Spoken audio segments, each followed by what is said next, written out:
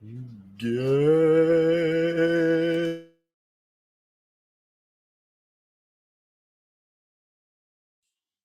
I'd like to show you something. I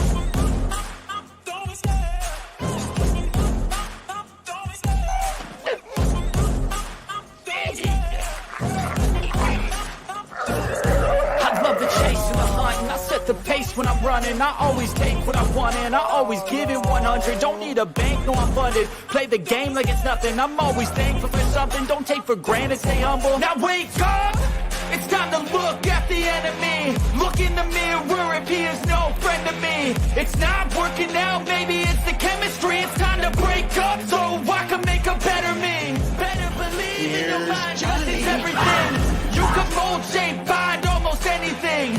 All it takes is some time and some clarity to find your identity. It's mind over everything.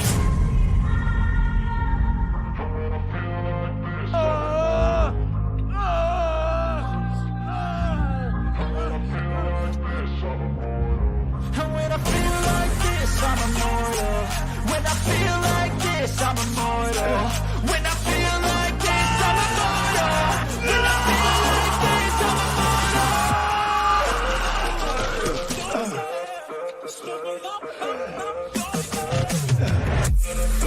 You have to ask yourself one question. Do I feel lucky?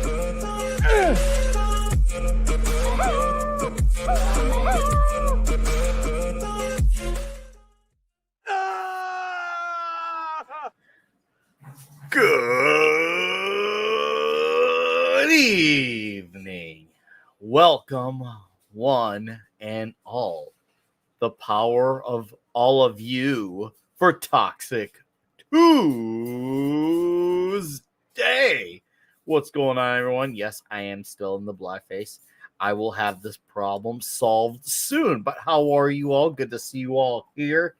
Let's see. Oh, we got a newbie here. Bilbo Swaggin 117. This has got room for one more. Hey, what's going on? Yak Domino, Snortopoopus, Cuber, Keely Chow, Joe Dog, Amelia Clark, Scroll Arm, Davina Duckworth, Putin's Cat, Larry, Jonathan Conroy, 11 Alpha, Matthew Marzillo, Alec Baldwin's Triggerfinger. Welcome to the show, Alec Baldwin's Triggerfinger.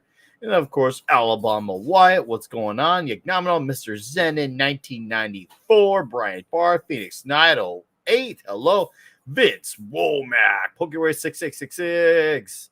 And then, of course, Larry. Welcome, guys. Seriously. Yeah, tonight is part 3 of our Western month. And we saw with the Outlaw Josie Wales. Then last week was the Magnificent Seven. And now tonight we march onward with the Hateful Eight. Is that right, Mark D with a C? Yeah. We're all ready. We're all ready, right? Yep. So anyone remember the classic 8 is enough, right? So yeah. How are you doing, sir? Yeah. Doing great. Yeah. So yeah. So why don't we do 8 is enough tonight, right? Not this movie was way too hateful, I thought. So a lot of bad language in it, and they weren't really nice, and a lot of snowflakes were melted in the making in this movie.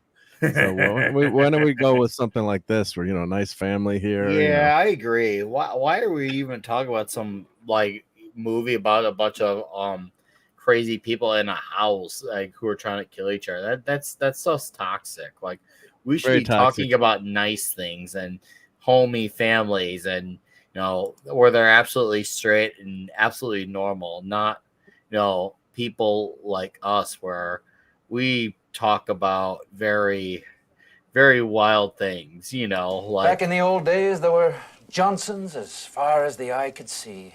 And what a lovely sight it was. It's good to have you here, Mark. Great to be here. Yeah, they didn't even serve Starbucks coffee there. God, I mean, who would want to stay in that haberdashery, right? I mean, come on. Let's bring in. Enough fun with the 8 is enough. Yep. Let's bring in a veteran. Oh, look at all this blackness. Oh, this is crazy. That's great. What's going there's on? Dustin. Anyways, we have a veteran of Quentin Tarantino films, practically a man who is, let's just say, he's probably, dare I say, encyclopedic knowledge. I mean, in movies in general, but even more so with the Quinton. How are you, Tom? Fancy seeing you a few minutes later. Ooh. This is a great fucking movie. Oh, I can't wait to yes, hear what you thought about it. That's right. Yeah, and it's your first time, Nick. My Right? You're a virgin. first, yeah, this is one. It's been a while since I had one that I never, ever saw. I think the last time we did was like, I think it was Spaceballs. So this was a super normie one for me. So You know who I met this weekend? Daphne Zwinga from Spaceballs, wow. and of course, well, the sure thing. But I'll show it later. But I got a photo. Oh, here. All right. So Did you tell her she wasn't just good for a girl, she was good for Rambo? I did not. Yeah. Well, let me start my. Yeah. So here's. There you go. Ooh, there we go. I got this Nice. signed, yeah. Awesome. Pretty Was she awesome, excited huh? that you had that instead of something Spaceballs? Well, she had this on the desk. cool. All I turned about. I was like, I got to find my my Blu-ray for Sure Thing. Which, if anyone hasn't seen the Sure, someday we got to do this. This is a toxic movie. Oh, of course we do. Yeah. Even though it do has that. John Cucksack in it, but yeah. Yeah, I know. Well, we just We'll forgive that for the Yeah, well, toxicity. but, The toxicity bounces out. it balances out. But the one thing I forgot to ask her if she still knew how to chug a beer, because in the movie he Cusack's teacher he teaches her how to chug a shotgun a beer, and I forgot to ask her that. I was like, damn. But yeah, no, I mean, I love this movie. Is all-time classic. Rob Reiner, who we won't mention Rob Reiner's politics either, but she's really fun to talk His to. And I guess movies are everyone really good, though. everyone probably wants to talk about Spaceballs and with her, but I was That's what I mean. Did she actually kind of light up because she kind of liked it. Yeah, and we talked not a long time, but maybe 4 or 5 minutes about the Sure Thing and how much fun it was to make, and it was really her first big role. So she was really excited about it, and asked her how was it to work with the cat, Rob Reiner, and I was kind of nervous. So, I could have asked some better questions, but yeah, she was very nice. And and I also have watched almost every episode of Melrose Place too with my wife. But yeah, it was a lot of fun. And Stunt Brad who's here sometimes in the chat. Actually, I think didn't she say she was her stunt woman for Spaceballs? So but I'm like, so she would be the stunt woman. Was she in the actual stunt woman scene though? I don't know. I've got to if she you idiots, you've captured their stunt doubles. No, because it was a dude playing her in that scene. That was a dude. Okay, that's right. Yeah. But I'm like, do you know Stunt Brad? Yeah. But anyway, it was a lot of fun. I was at Terrificon this weekend, so Reeves was there doing a signing. I couldn't get a ticket to that, but he was with Ron Garney, and that was pretty good. But yeah, if anyone didn't watch Sunday Night Geekery this weekend, I did a slideshow of all the stuff. And the other crazy thing was I got a signed picture from Quark, and then you go to take your picture. I left it on the desk, like what? Not a good Ferengi.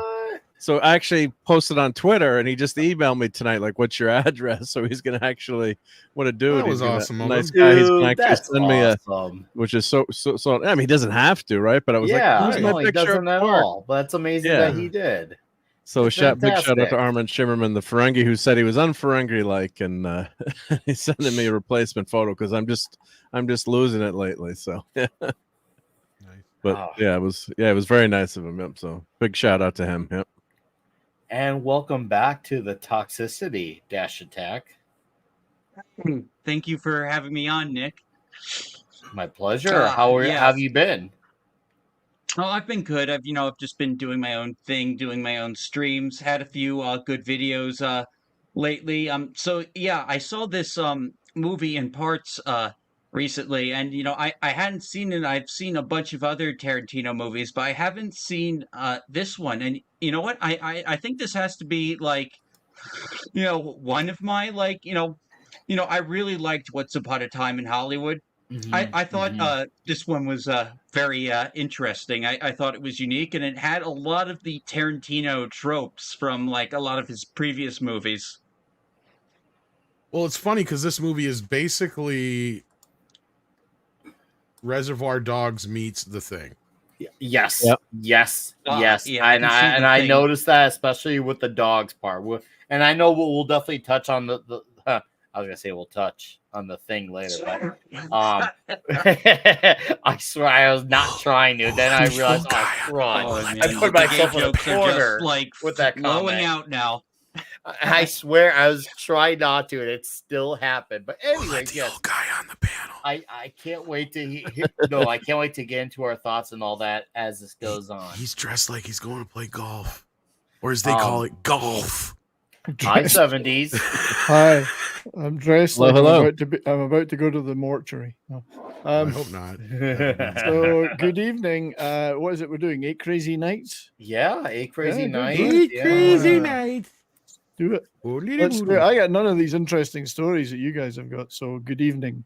Well, good evening to you, sir. Good evening. How have you been? Pretty good. Yeah, I was a bit under the weather for a few days, but feeling fine now. Okay. Yeah. What can I say? What can I say? I mean, life is good. If you were me, you'd be feeling pretty good. Was Well, your Maserati do I'm glad you're 185? here. I'm My glad you're Maserati. here. So It's- I don't at care least what be good to anyone me. says. I got the reference that Tom Thank just you. I made. knew you would. Bill Walsh. You should. Your name is 70s rock fan. That's after right. all. Yeah, one of the first albums I ever bought. Proper albums, none of your Hallmark K-Tel stuff or whatever. Hi, Yeah. Dustin. But seriously, Hey. folks, What's great album. happening? How you doing? I was doing okay. My camera was working, and now it's doing the thing yours is doing, but I have the logo to go in its place. Well, though. I figured out the problem with mine, and the good news is I'll be able to have it solved in a few days. So What is it? I have a cord issue. You need I to thought it was contradict me. a camera issue, and the good news is it's not. It's the cord. So I'm gonna have a new one soon. Well, And my that will- issue, like I've just been having, like anytime I have like a Zoom call, and then I go back into StreamYard, like on, it won't let me. It allocates everything, and I've gone in and tried to troubleshoot it. Not to talk about this here, but yeah, it's annoying, and I haven't figured it out yet. So. I think Nick, you look good in black. I feel like I look good in black too. You I do. feel You look like the I opening Black of Album? Spinal. Look like the opening of Oh, Spinal Tap. don't you dare bring The that DVD. thing up. Don't. just don't. That's very Spinal Tap of you. Yeah. Smell the glove. Yeah, the opening of the I'm Spinal way- Tap special features. I'm It's way all black. cooler than that Black. thing. It's very black. It's like, how much more black could it be? The That's answer right. is none. None. None Yeah, more that's black. right. Yeah, right. So I Nick, don't know, you but I have think it's fucking depressing. If you've never, Nick, you don't even have an avatar. What happened to your avatar? Well, I could do this, but see, it looks way Yeah. cooler when I'm big. and No, it black. doesn't. People were No. complaining earlier on me. They heard my voice, but they couldn't even see me. Yeah, they were kind of like, that's So weird. We don't that like make it. me John Cena of the show. Like, Are you going to apologize to China? Oh.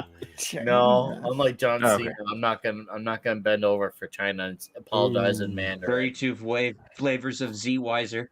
Ah, that's Mm. good. Did they thank Martin Zemo-wiser. Guitars in this movie?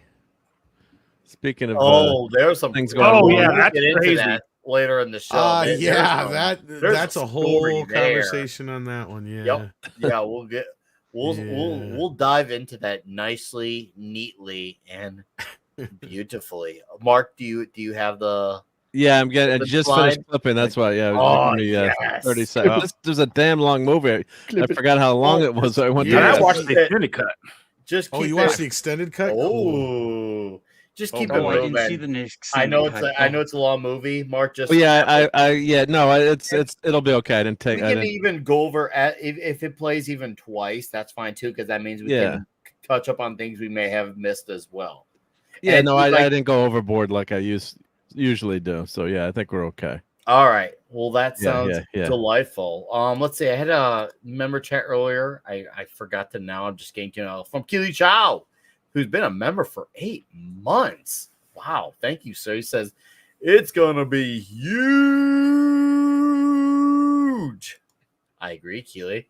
It's gonna be diabolically huge. I mean, we're at the second to last of the finale of the Western month. I mean, this is the literally because of the panel. This is the darkest before the dawn. I'd say arguably the darkest of all 4 movies before we get into The Dawn, which will be The True Grit. So this actually has had a good flow if you think about the way we started off with Josie Wales, and then we went further into time, and then we went way into the future, and then we went back to tradition to round it all up. Oh, look at that last name there.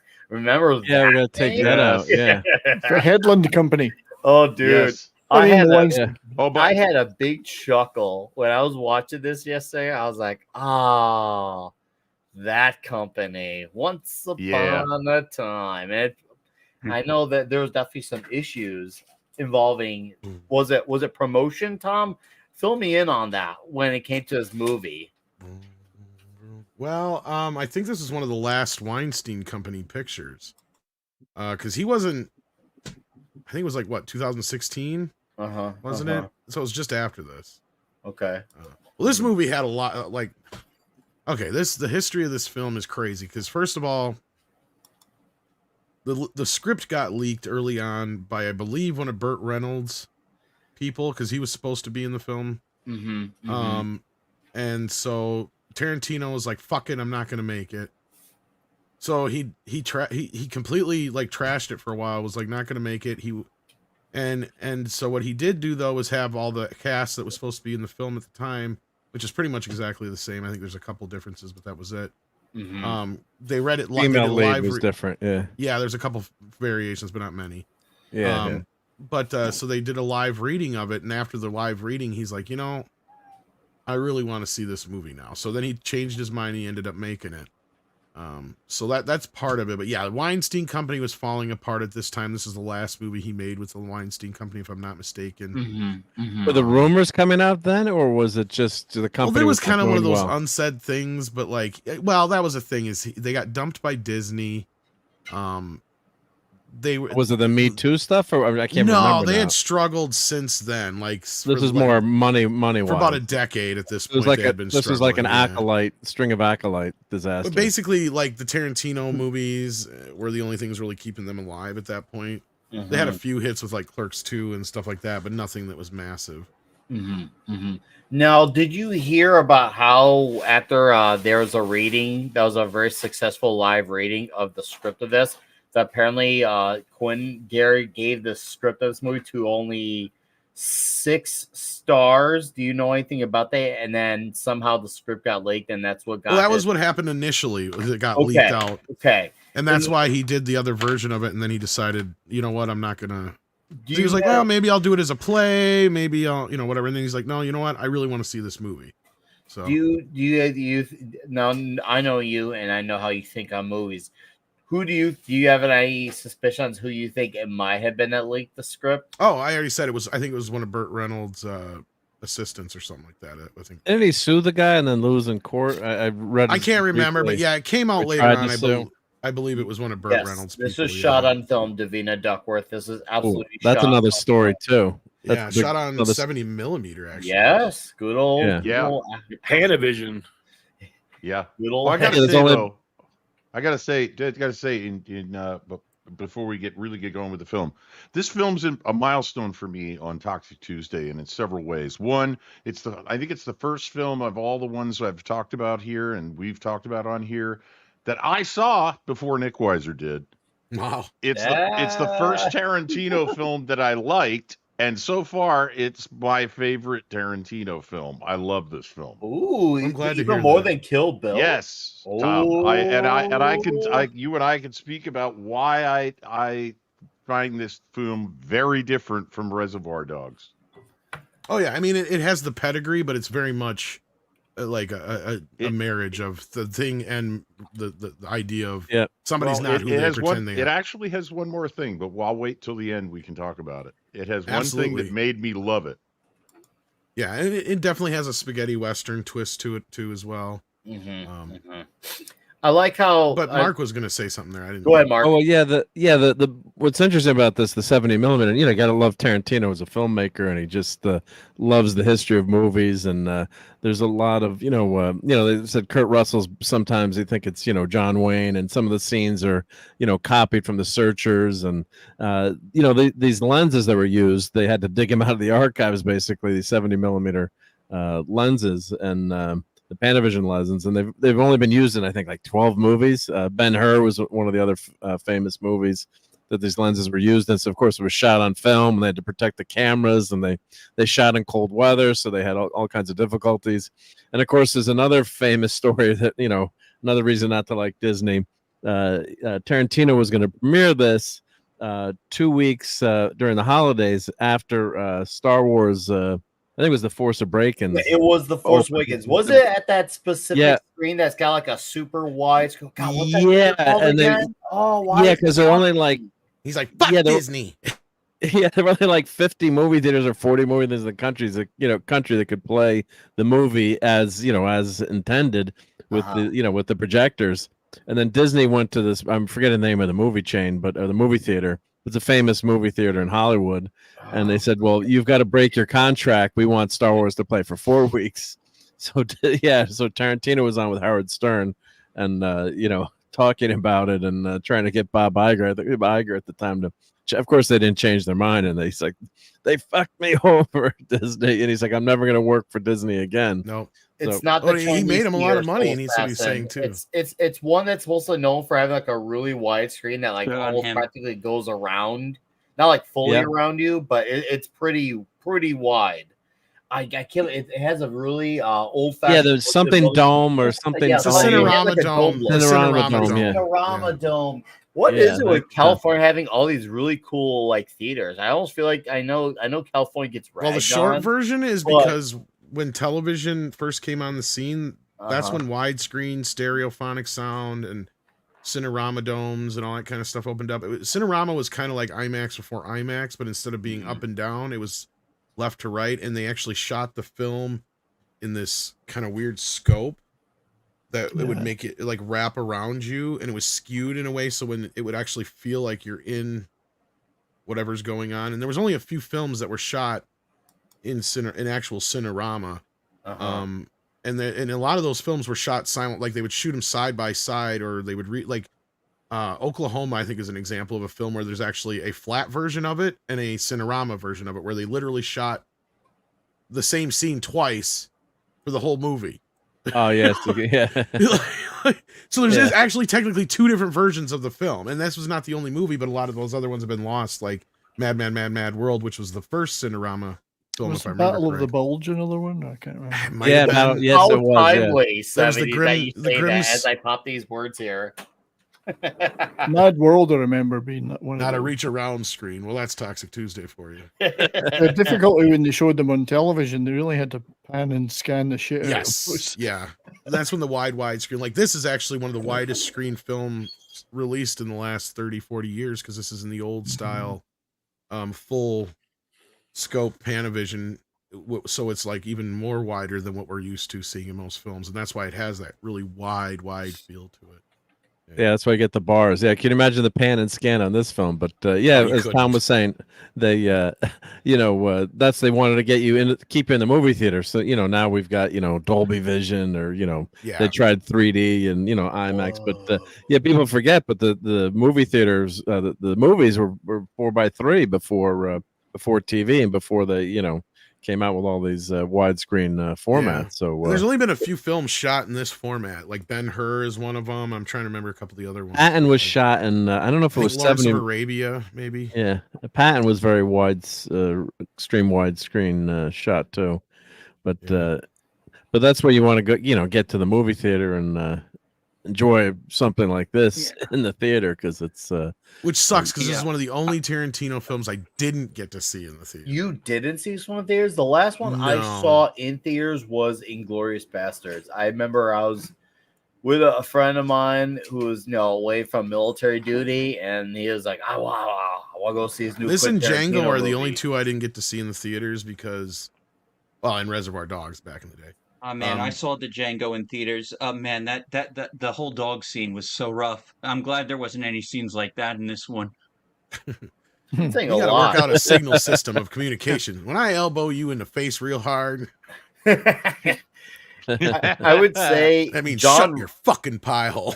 John Ruth during his stay is definitely the most toxic man of this movie.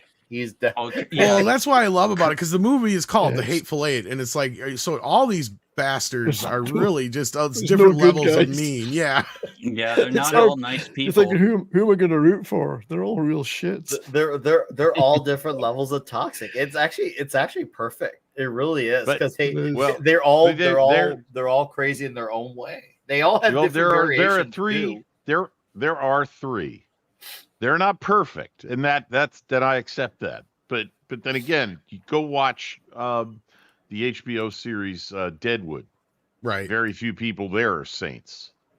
It was No. it was Deadwood hard to was be so a good. saint You in can the still in the root old for West. a couple of them though.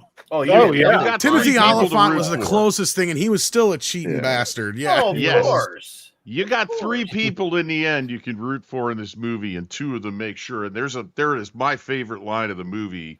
I'll get to later, but it is it may not be that the good guys win and in the end, but the movie has a better ending.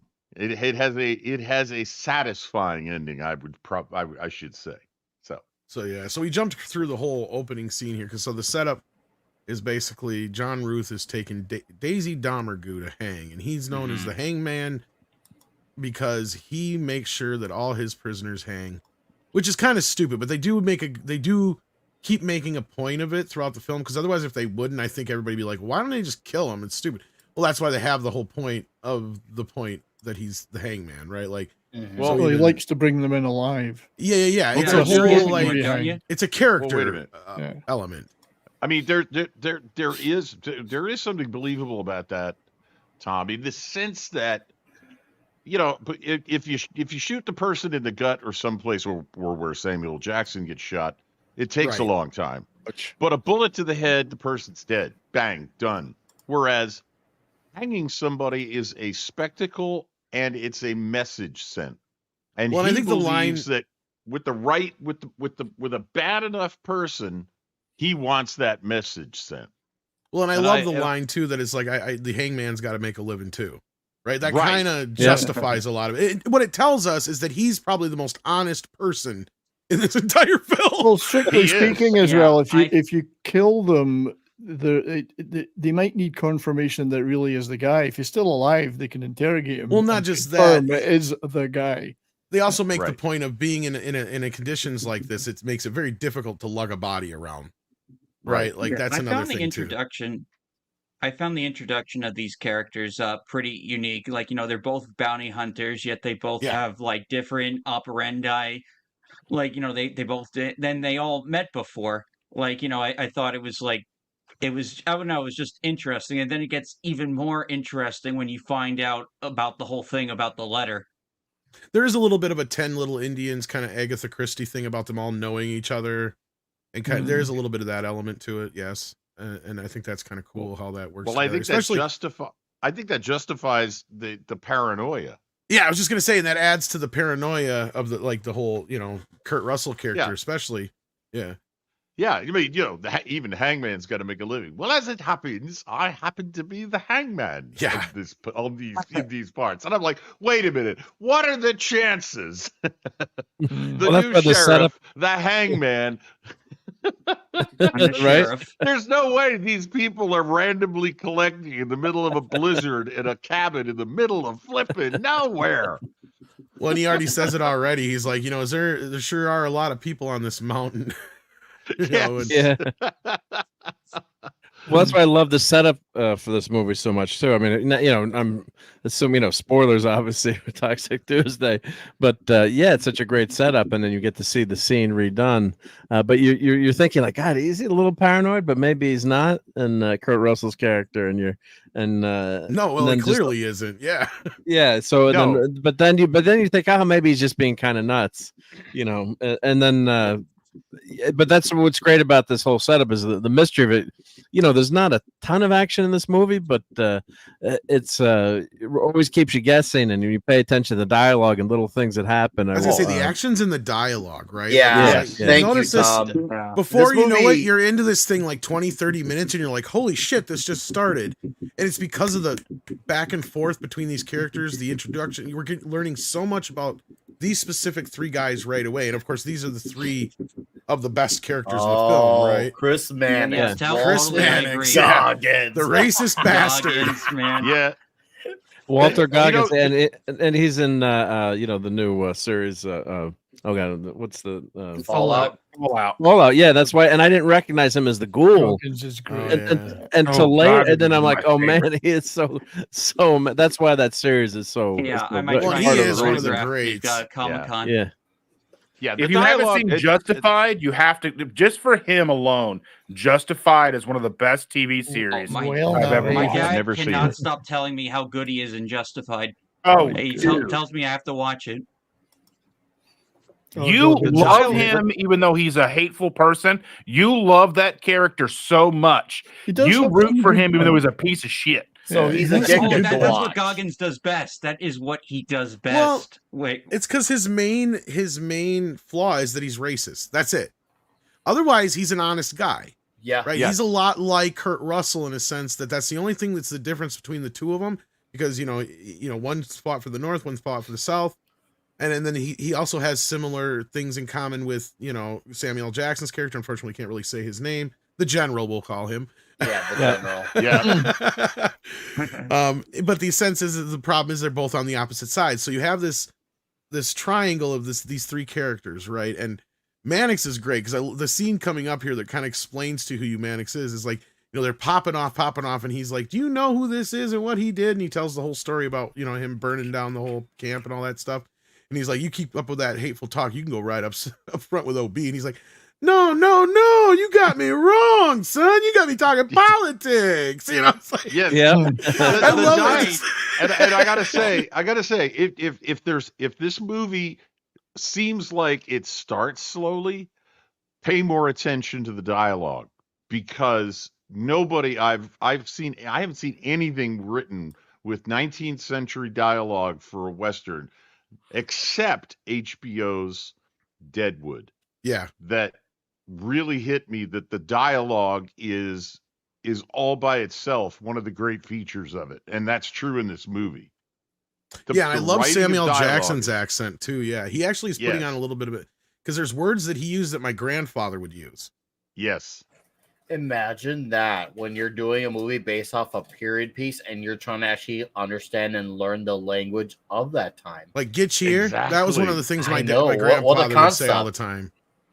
No, I love it when it's that way. That's good because it's cool when you have the look of something that feels like something of its time, but when they start to sound like it too, it really adds that much more to. Well, you can tell Samuel's believability of the probably Western. mimicking like an old uncle or grandfather or something like that. Because that's what I was saying. Like a lot of the words, those like kind of weird words like "get here" and stuff like that. That's the kind of shit my grandpa would say.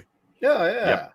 yeah, I think they did a really good job with the dialogue, even like the racist stuff. Like it really feels like this was like a different time with like people just like talk differently to each other.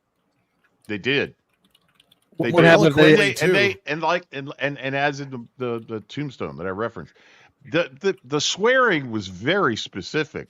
People tended to be very, very creative in the way they insulted somebody else, but then also very careful. Because as Robert Heinlein said, an armed society is a polite society, and when everybody's carrying a 45 caliber revolver on their side, we was like, sounds like you're calling me a liar. Oh no, I was just ain't gonna done say that like, yet. yeah, they do that whole play right, like because that's the thing Right. is you call somebody a liar or a cheat or a steal or anything Yep. like that. That's time to throw down, right? Like basically, Right. And that's what I love, right? The back and forth between Mexican Bob and the general, who he's like, sounds a lot like you're calling me a liar. He's like, I ain't called you a liar. Yeah. Wait a minute. Yeah. By the general, Tom, or you mean Samuel L. Jackson? He was a Well, major. Samuel L. Jackson's a major, isn't he? Oh, isn't he? Yeah, the I major. know Yeah, the Bruce gentleman in Dern's the the chair general. Bruce is Dern Is the general. You're right. Yeah. Yes. So Bruce Dern was in. Samuel L. Jackson is he may think that the hangman is paranoid, but when he goes out to help with the horses, he starts quizzing. Oh, he Bob. already is. He knows right away. His antenna are already up. Something doesn't sound right to him. The moment he hears that Minnie's not there and Sweet Dave Yeah. ain't there, he knows. Right. Something's And then he wrong. walks in and you can see the look on his face like shit ain't right. Then he says, "The awful lot of hats in here." Yeah. And that, So, and Brian, then you can almost see that they all froze because they're not sure what he means. He says, "Well, one of Minnie's sort of iron bar rules was nobody wore a hat in her place." Quentin He says, I think "Well, that'd they be kind don't of worry thing about she'd hats want for kept one up in her night. absence. Yeah. Yeah, tomorrow will be a hat-free day," and they try and cover for it. But you know he's got it now. It's like you guys aren't. There's something just this ain't right. So he's already he and well, Kurt Russell's just paranoid all the time in his character. And Mannix, he just keyed in on Joe Gage. Yes. Joe Gage. He don't like him from Knew the I didn't start. like that guy. I knew that Oh, Joe yeah. Gage was up to trouble. So each one of them kind of sniffs one of them out. You're right. Like that's what I love about it is, yeah, each one of them kind of sniffs one of them out in their own way. And of course, again, now I'm saying it right. The general is like the wild card there, right? And he's a great character too, but we'll get to him when he pops in. And This we'll is the get to bit I was that talking stuff, about. Sander, So when we Nick, get to there. we never Fuck, really oh, did God. get your actual, like, how did you feel about the movie now that you've seen it? You never said exactly if you liked it, hated it, in the middle. I do like it. It's definitely gonna take some viewings to watch because right now, I originally my all-time favorite was Reservoir, but then a rewatch of Kill Bill 1 kind of flipped that over to the top, with Reservoir dropping at 2. I do like this probably just as much as Inglorious right now. But once again, I'm gonna need more rewatches to decide where the rankings are with it. So it's still, but did I enjoy it? Yes. Do I enjoy that it's a movie where the dialogue is its strength and that's the thing that's supposed to keep you focused? Yes, especially the absolutely asinine banter between all of them. It really is. It really does live up to the namesake of the title, and of course, it's cool that you had. Obviously, it's like, oh, hey, look, Kurt Russell, Death Proof, got him in here. Oh, Samuel Jackson from Pulp Fiction, got him. Michael Madsen and Tim Roth, Reservoir Dogs, got them too. It was like it's almost like he was trying to do like a greatest hits of Tarantino alumni, and then brought them together for this movie, and voila, we got the Hateful Eight. And obviously, then you could take I know to answer Brian Bart's question about Tarantino doesn't just steal from movies, he steals from his own movies, dude. I mean, look at this movie. It basically is very similar in terms of Reservoir Dogs and the concept of the who done it, and also that there's people sitting down in pain in a room. And then you got the Thing concept of Kurt Russell's in there, along with the snow effect as well. And there's even more to that meets we'll get into much later because I want to say that for the show. But I do enjoy it. But as far as the ranking, it's a little hard. It's a little too early for me because time and time and rewatches are the ultimate factor for me. Like I said, even my ratings on it flipped recently because of Kill Bill 1. Yeah. The dialogue in this, I mean, I just said I've seen this twice now, and I was like, I wish I'd watched this 2 days ago and then watched it again and had 3. I'm mad at myself for that too. The dialogue, there's so many hints. There's so many people trying to figure out what's going on, and you're getting clues from them. And as far as the Hateful Eight goes, the only thing that would have made this movie for me absolutely perfect would have been if Steve Buscemi had been the one to come up from the basement. Yeah, Jai Courtney does feel a little out of place, but you understand, kind of where he's. I actually thought that concept was really well put. I actually didn't think that was out of place. So I actually thought, for me, I ain't got another pistol. When you better shit another pistol out.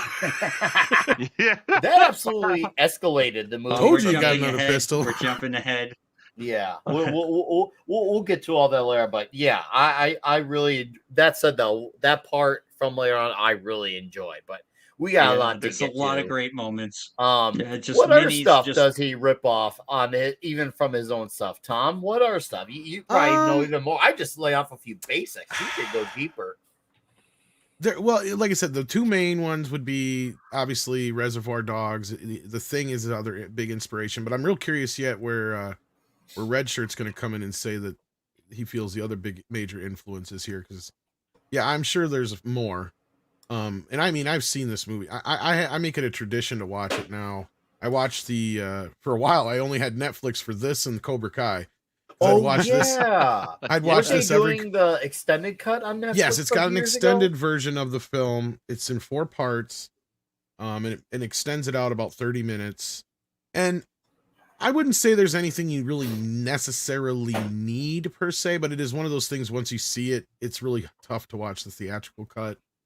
Because it's just like, yeah, you're missing this scene, you're missing that bit. And there are other little bits and pieces here that are kind of fun and they're just kind of there for good reason. And it does help flesh out the characters and the scenes a little bit more. And there's elements and stuff that, just add little humorous bits and stuff to it. But anyway, that being said, like, I make it a tradition for some reason every Christmas and, but somewhere between Christmas and New Year's, I would watch, the 4-part mini-series version or whatever you want to call it of the film. But I am absolutely incentivized to want to watch the extended cut. Like, I actually don't feel like even post Toxic Tuesday, when this movie will be a past memory, I do want to get to that because this did intrigue me enough, even with it already being 2 hours and 48 minutes on its own theatrical release. I do want to get that extra half hour because I am very curious. I don't feel like, oh man, I gotta watch this extended cut. I'm like, no. Let's just say most Zack Snyder movies, I actually feel like, oh, hey, this could be fun. I want to see where it goes and what did get taken out, and I would like to know why. But obviously, it sounds like from your description, it seems like that's the only way you watch the movie now. How essential do you feel like the scenes were in the extended cut, that got taken out? Do you feel like do you I have said, any it's gripes tough. with the theatrical cut now because of it? No, I rewatched both versions this last week, and it'd be the first time I watched the theatrical cut in years.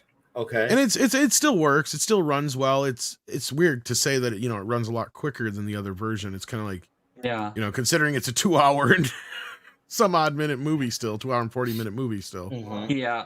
I actually did see the Snyder cuts for Rebel Moon, and after both watching those movies, I think like they were so stupid to release those PG-13 cuts. They should have just released the R thing and call it a day. No, who cares about the runtime? People still probably would have problems with the movies, but like at least stuff would have been fleshed out.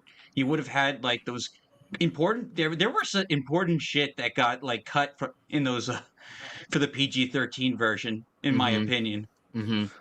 Well, in this case though, this is a bit different but similar-ish, I guess, in the sense that because it's on Netflix.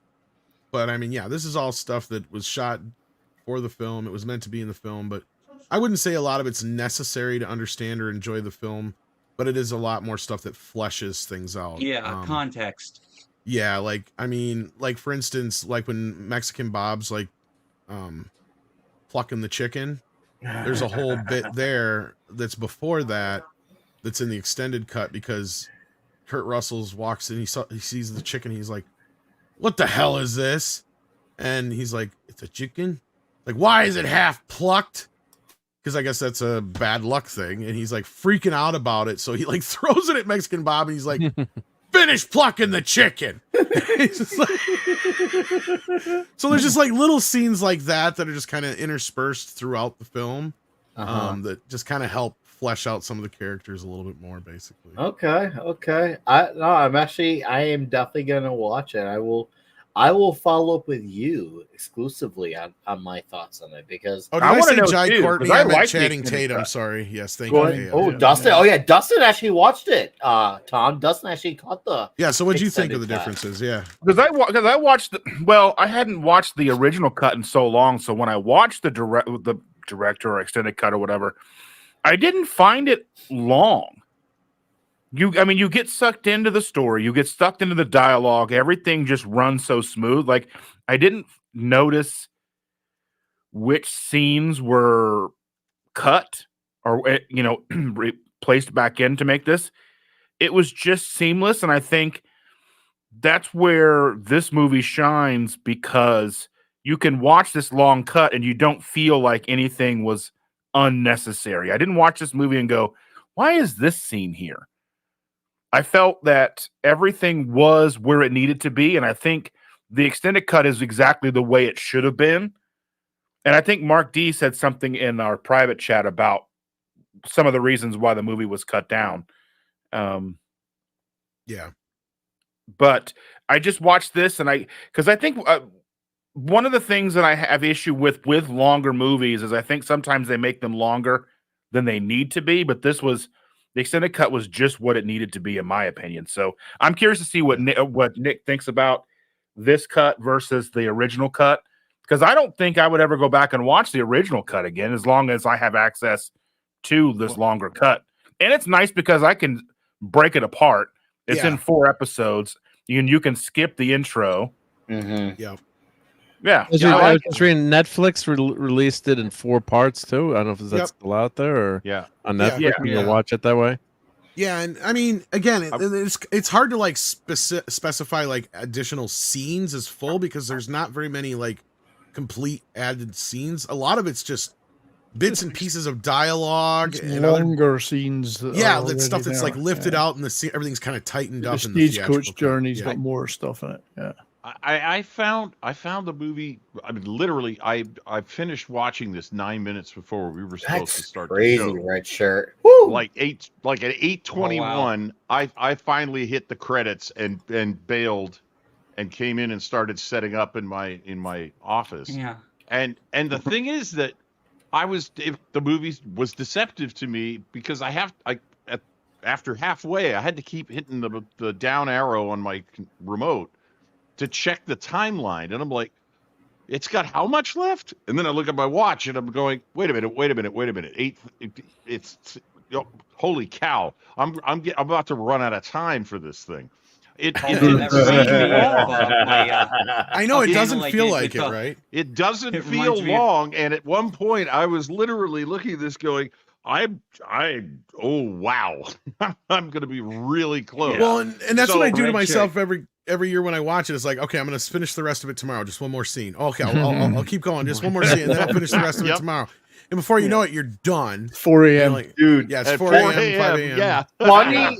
That's funny how you mentioned that, Tom, because since I was in the very normie perspective of watching this, my goal was, okay, I'm gonna watch an hour of this and catch up with the rest later.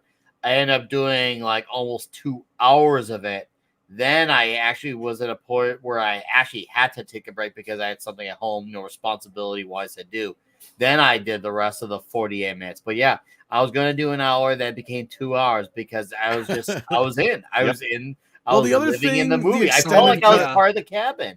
The other thing the extended cut kind of does better than the theatrical cut is it actually kind of makes it feel like there is 3 full acts to this. Because the way the movie is cut now, like a lot of the front end, because that's what Brian was saying, is like a lot of the front end is very truncated. You get to the cabin. The middle section is similar-ish, but it's still very truncated. But that third act is almost verbatim, right? Like, so you get the good chunk of the third act as it is in the film proper and theatrical cut. But in the extended cut, it does feel like there's 3 kind of sections to this film. The lead up to the cabin, arriving at the cabin, the whole back and forth, getting to know all the characters, and then the final climax where everything pops off, right? And it does kind of make it actually feel like there is 3 acts to the story more so. A little bit more Michael Madsen as well, which it's a while since I watched it, but yeah. And that's Richard, always what you good. were saying about about like catching this movie, like it reminds me of when I got invited to a panel with Lofty for Final Fantasy VII Rebirth, and I had to I beat the game. Like I was late for the panel because I was still trying to beat the game. You're immersed. Yeah. Well, yeah, I was just cramming it. I was just trying to catch up, trying to get as much as I could, and then it just came down to the wire. I mean, and Endymion was on this panel also. So nice. I got Lofty was very generous to put me on this panel with let's see who else was on there. Adam Cringer I think was on the panel also. Yeah, that was I don't think that was the most star-studded panel I think I've ever done. Nice. Next to this one, of course. Yeah. Go ahead. Go ahead, Marty. Oh, Go I ahead, can Mark. watch that. Mark, I Yeah, think Mark was on to something. Go ahead, Mark. Yeah. Oh no, I'm forgetting. Crud. What was I? What was All I right, gonna don't say? think Oh, about it, and then it'll come back. it'll pop back to me. But it was something. Joey, Oh I'm yeah, sorry. what this movie reminded me. No, Okay. all good. What this movie reminded me of, very Hitchcockian too. If anyone's seen The Rope here, Oh God, yeah. which takes place. It Yes. reminds me of The Rope, or maybe a little bit of Lifeboat, but more The Rope, where this is a stage play, right? Where they said they read this. I mean, this could be a play, right? You really don't need Yes. any Well, and it does drastic sets. It does play with the old Hitchcockian, we all know there's a bomb under the table, but nobody else in the room does but Daisy, basically. Kind of thing, yeah. Yeah, so if And anyone whoever hasn't poisoned the coffee, but yeah. go watch The Rope, guys, out there too. If you haven't seen The Rope, it's a classic, whodunit, and that they tried to do that all in one take, and Tarantino, loves long takes. So one thing I was reading about the movie, they made a special cassette for this projector that was 2,000 feet long. They knew that he likes to shoot so much footage, so. And the camera, they said the film for this, because it's ultra, this ultra Panavision, and I just posted just a few movies that use this format. The film was 250 pounds and 20 reels to show it on an analog projector. So and the Weinstein Company paid $80,000 per theater, plus about $10 million to get the 50 movie theaters online to play it. They had to. Back then everyone was going digital, so they had to go back and find movie theaters and get this projectors restored and put them in theaters, and then they paid everyone $80,000 to have a projectionist. So they trained them to use the film. So you just gotta love Tarantino's love of film, and it makes such a big difference. I think we're seeing that coming back now, where movie theaters realize you can't have these multiplexes with when they were back in the day when they were chopping them up, and you had like some of the movie theaters you go to, and the picture was like, is this screen as big as my TV at home, and crappy seats and kids and people yelling, your foot getting stuck on the bubble gum in the aisle. So now I think that's where we're seeing like the Alamo Draft House, and they're really trying to get people back to movies. You have to make it an experience and have good movies too. Like look at Deadpool and Wolverine, how people have been flocking to that, right? Yeah, So, you want to have people going to theaters, and regardless of where people's stance is on Tarantino and his movies, one thing that's absolutely undeniable is his passion for the medium of making movies, and he makes movies that make you want to see it at the theater, because his movies do hit on another level. Like when you see it at the theater, I remember what it was like when I saw Inglourious Bastards and how powerful that felt seeing it at the theater. Oh yeah. Dude, Especially that the feeling was climax. incredible. It was just absolutely awesome. It was perfect, because I think I was 21 or 22, so I was right at the legal age, drinking. Here I am seeing this movie out there. I think it was the first time I ever actually had a drink at a movie theater at the time. It was perfect. And I was seeing this movie, and I was like, oh, buckle in, this is gonna be a ride. And it just felt powerful. I remember because I had seen it with a few friends, and some of them were people who actually had never seen a Tarantino movie, period. So at least for me, I had come off seeing a handful of them, but a lot of people who we went with, came out of that blown away, like, whoa, I need to learn about his art movies. Like, hold on, you've never at least seen Jackie Brown or Kill Bill? And yeah, I went with the absolutely normie crowd. It was awesome. And yes, Soul Assassin, I did feel awesome. It was like, dude, you want to talk about being 21? I feel like the biggest man on the planet.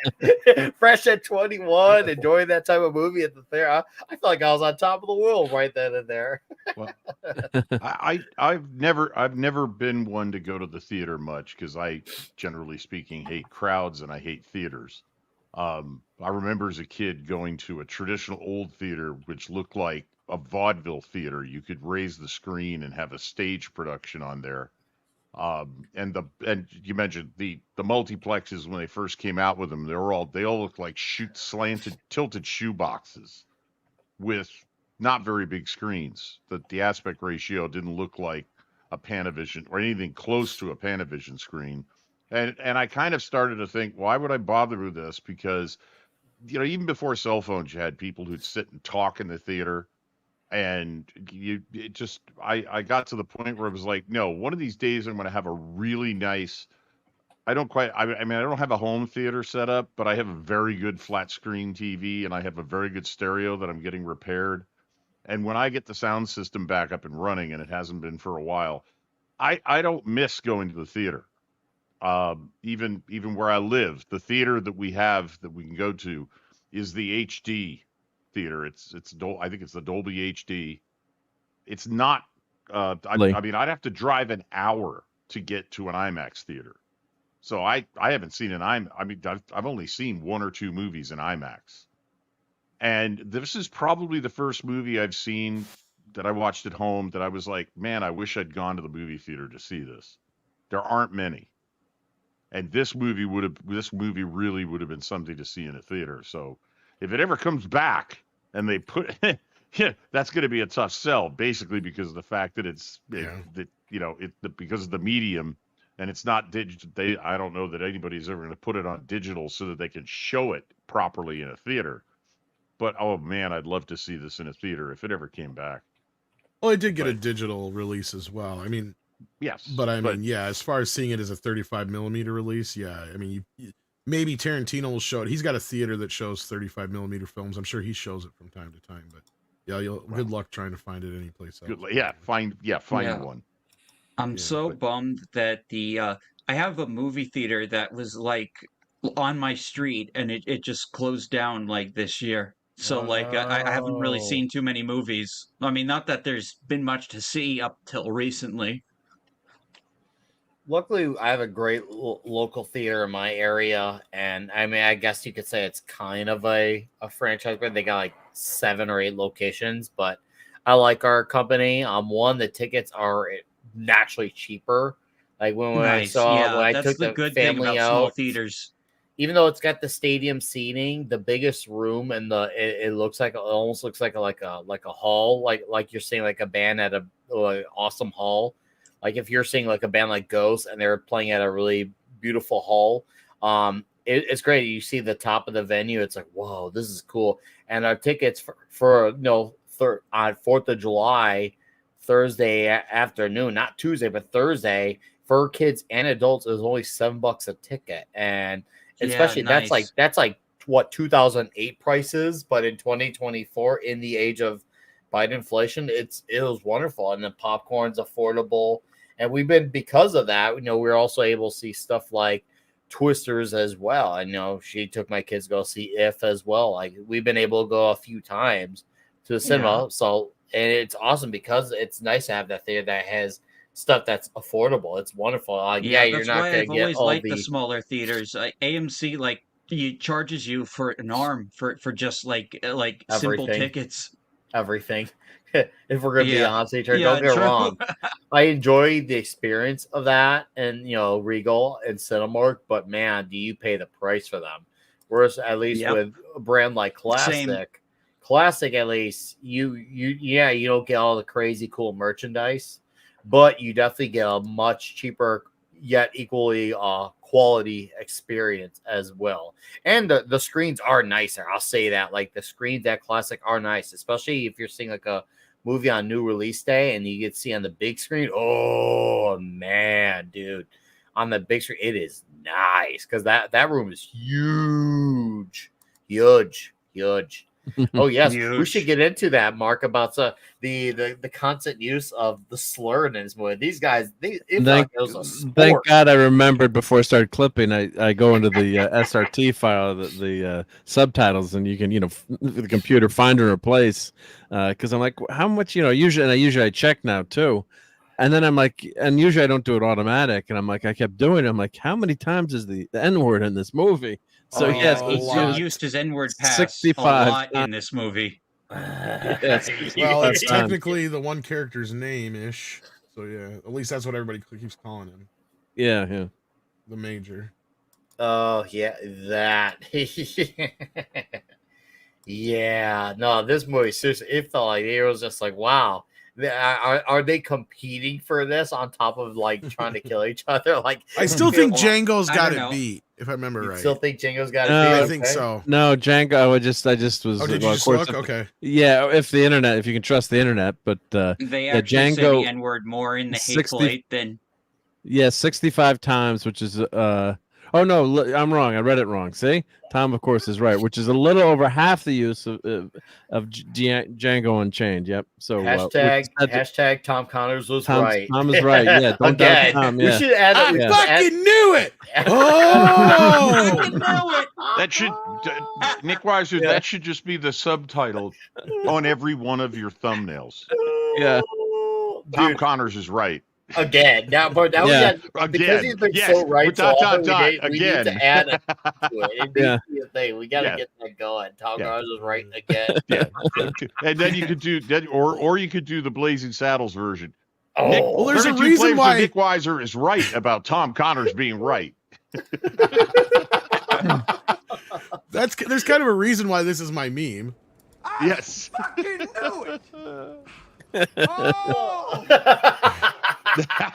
Oh. So how long ago did you predict the Acolyte would be canceled? Yeah. Oh, right away. Before it was even released. Before it even came out. Yes. No, if I were to ever get rid of my my Lemmy, I think this would be the follow-up look. Not gonna lie, Kurt as John Ruth with this mustache, this bushy mustache. It's got the look, man. Yeah, it looks good. You cut your hair down. Yeah, you could pull it off. Dude. Like I was gonna say, Well, this is a great scene here. You need too. the coat. You need the fur coat. If I had a whole head of gray hair, I probably wouldn't be bugged by it. Because then I know I could rock this look in this movie. Because I'd love to see the reaction if you go Yeah. to gigs like that. Yeah, my problem is I've got Kurt Russell's mustache in this movie and Tom Connors' hair. I knew it. No. I love this I've scene. been 'cause growing this this mustache since I was 19 years old, damn it. Look out, Tom Selleck. Yeah. Oh, no. Tom Selleck. I got Tom Selleck beat by 1986.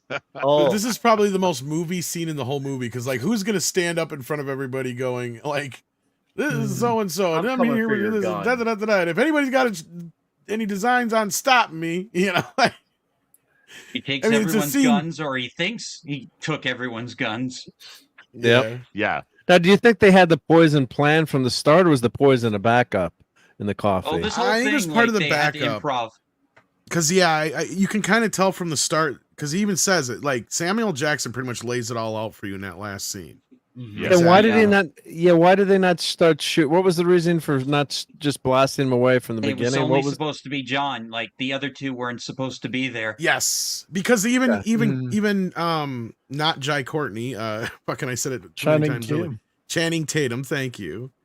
Even he says, because the one guy says, well, why don't we just start blasting as soon as they come in the door? He's like, well, if you can get your shot in, get it in, or whatever, however he puts it. He's like, you better make sure you hit him and don't miss and hit my sister or whatever. Like, he says that specifically. And as Samuel Jackson points out, you didn't count on the blizzard and you didn't count on us, meaning him and John Mannix. So Yeah. Or Chris Mannix, I'm sorry, not John. Yeah, I thought it would be, all of them versus one. Yeah, the one bounty hunter versus Boba Fett, but they didn't count on Luke and Chewbacca being there, I guess, right? So Yeah, right. Soul Assassin, Kurt Russell is on the same level as Lemmy. He really is. Those two, in an alternate universe, those two dudes probably crossed paths, probably had a few glasses, and then they probably honestly kind of went their own ways each. They liked each other, but that was the only moment where they saw each other. They respect each other, but that's the only moment where they crossed paths and they went about their life. Because in another universe, I could see them both in a southern rock band. Yes. 38 special or something. Dude, between both men and their heads of hair and both mustaches, I mean, that is Obviously, it would be a more metal band than I mean, most southern rock seriously, bands. that might straight up, like Culture Casino might feel touched from that. Oh my God, the cock. Thank you, Mr. Bond. And now we're doing 8mm. Yeah, right. 8 Speaking of millimeter. cocks, we have Get it? completely ignored the one female character in the film until we get Oh, to Yeah. the flashback. Jennifer And Jason how One of her they greatest took roles. one of the sexiest women ever, Jennifer Jason Leigh, and made her an ugly, no good bitch, Daisy Domergue. Like, oh Yes. my What God. a is name! she? The name and is she's horrendous. I have insufferable in never this wanted movie. to see a woman get hit, killed, punched in a movie so fucking bad as this bitch. No, I agree. I was like, that's wait a minute. And I looked Chauvinist. her up on IMDb and I said, wow, makeup did a hell of a job. She is hideous. Yeah, if For inside and out. I mean, the old side, the old. Yeah. I love how saying, Chris Mannix says bitch to her, says, all right, bitch. Oh my god. She's always getting slapped. In this movie, she's the epitome of the old saying, beauty is skin deep, but ugly goes to the bone. Mhm. She is 100% from top to bottom, inside and out, ugly. She is a horrible person. And it shows in the way they designed her character, her makeup, her costume, everything. Oh my goodness. Every And little I just- detail's taken care of in this movie, as you point out. Yes, Yeah. well, that's the Nothing beauty goes- of Tarantino go is by. he builds a world around these characters, and that's the thing is you want to spend time in the world. And that's why, and I'm glad to hear it because it's the same thing with me in the extended cut. Is like when that came out, I'm like, oh fucking A, yes, because I would love to just meander in these worlds. Like I have never been so upset leaving a film as I have been recently. The most recent film I can remember leaving, going, God, I wish that was longer. Was Once Upon a Time in Hollywood. That's what Tarantino does with his movies. Is you get into these movies and you're like, I just want to keep spending time in this world, right? Because these characters are interesting. This whole thing is interesting. You want to see what happens after this. Hell, you want to go back and see what happened before this, right? Like you want to just meander in this world. And as you're pointing out with some of the trivia in the background here, like I didn't even realize the Django little references that are in this film, because Django would have basically happened, what, 20, 30 years before this movie or whatever? But yeah. Yeah, so originally this was supposed to be a Or Django. not quite there. No, yeah. 10 years, I think, basically, because they're like that far out, I think, from the Civil War, roughly. Well, wasn't this initially supposed to be a follow-up to that, and then it morphed into a different idea? I don't know all the details. but I know Tarantino's loosely. films take place in two different worlds. You have his real world, in quotations, his real world. Yes. And you have his movie world, which, like movies like Inglourious Bastards. Okay. Is a movie in his world, right? So that's a movie that his characters would watch. Well, yeah, But, like- and actually one of the characters, so Tim Roth's character, Mowbray, he's the great grandfather of the Inglourious Bastards character, Lieutenant Archie Hickox. Yeah, so this one I think falls in the movie category, but otherwise like Pulp Fiction, Jackie Brown, Reservoir Dogs, and a couple other ones all take place in the real world, but then like From Dusk Till Dawn, which is the first one that falls into that category, Kill Bill, this one, Inglourious Bastards, and What I think you mean Once Upon From a Time in Dusk Till Hollywood. Dawn isn't real? You've shattered my illusions. Wait, does Sorry. Dusk Till Oh, Dawn God. count as a Tarantino movie, even though Tarantino is in the movie? He considers it part of his universe. Or No, he doesn't count it as one of his 9. movies, but he counts it in his universe. Okay. I And then see. Death Proof is also a movie in his universe too, if I remember right. So like half of his movies are like the world, and then the other half are the movie world. So yeah. Wow. And then he's even got like a third level if you go into Once Upon a Time in Hollywood, because that's like a movie that's supposed to take place in the Tarantino universe, but it also, you know, like has sub levels of who these actors are and all this other weird shit. So like, yeah, and he even mixes in reality with these fake characters. So like, it's Tom, really weird to differentiate sometimes. You've just ruined the rest of my life, Tom. I've always wanted to visit the titty twister. And it's not They real. got red pussy, they got black pussy, they got It's white not pussy, they got real. smelly pussy. Oh God! There's no point We in got living. penny pussy. If you can find pussy cheaper anywhere else, fuck it. Late Oh night. no, that reminds me of a joke when I was in 5th grade. Never Late mind. night with Cal. No, I'm not even going to repeat it on this show because I was gonna say, you're gonna get us this show. canceled over this joke. Yeah, I'll get Yeah. Nick canceled if I tell that joke. Wow. We were Put it in in the 5th grade. private We were chat. Yeah, awful. put it in the private. But late night with podcast. JT Gunn's been a member for 9 months. How you doing? it's a dude? baby. Thanks for being thanks for being a member for 9 months. You have fully produced life into the world with your member. So thank you. Awesome. The other tie-in with Django was you know, in the beginning of the movie, you know, Major Warren is sitting on top of 3 corpses, and the saddle was previously owned by Django, and then the second is Django's green corduroy jacket was sitting on the floor of Minnie's haberdashery. And both of these references have been confirmed by Samuel Jackson. You know, the film, as we said. So are they saying that Samuel Jackson either bought or acquired, or is he actually a descendant of Django? You don't know, but it's just one of those things where hey, you know, it's you don't know the answer, but like leaves the audience guessing, right? So that's Django's saddle and coat. But did he kill Django? Dustin. Go ahead. You know, but I just love that kind of stuff where you know, I don't always want to know the answers to everything, right? Did I need the Star Wars prequels to, you know, learn all about Darth Vader? No, I mean, you know, maybe some of the scenes were cool, but I just, you know, just let it be. I'm sick of these, you know, Alien Romulus. Not to get into that.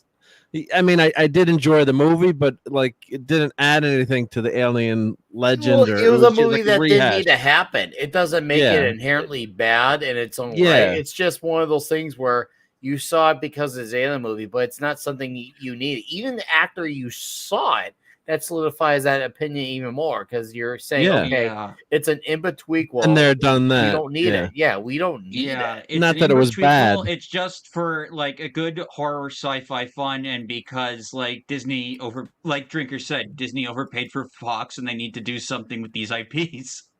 Yeah, but like that's why this movie just adds so like Django. You're like, well, what happened to Django? Is Django dead to get killed? You know, if you're a fan of these and you want to know, and it keeps you asking questions. So well, he fought with Zorro. I got the comic books.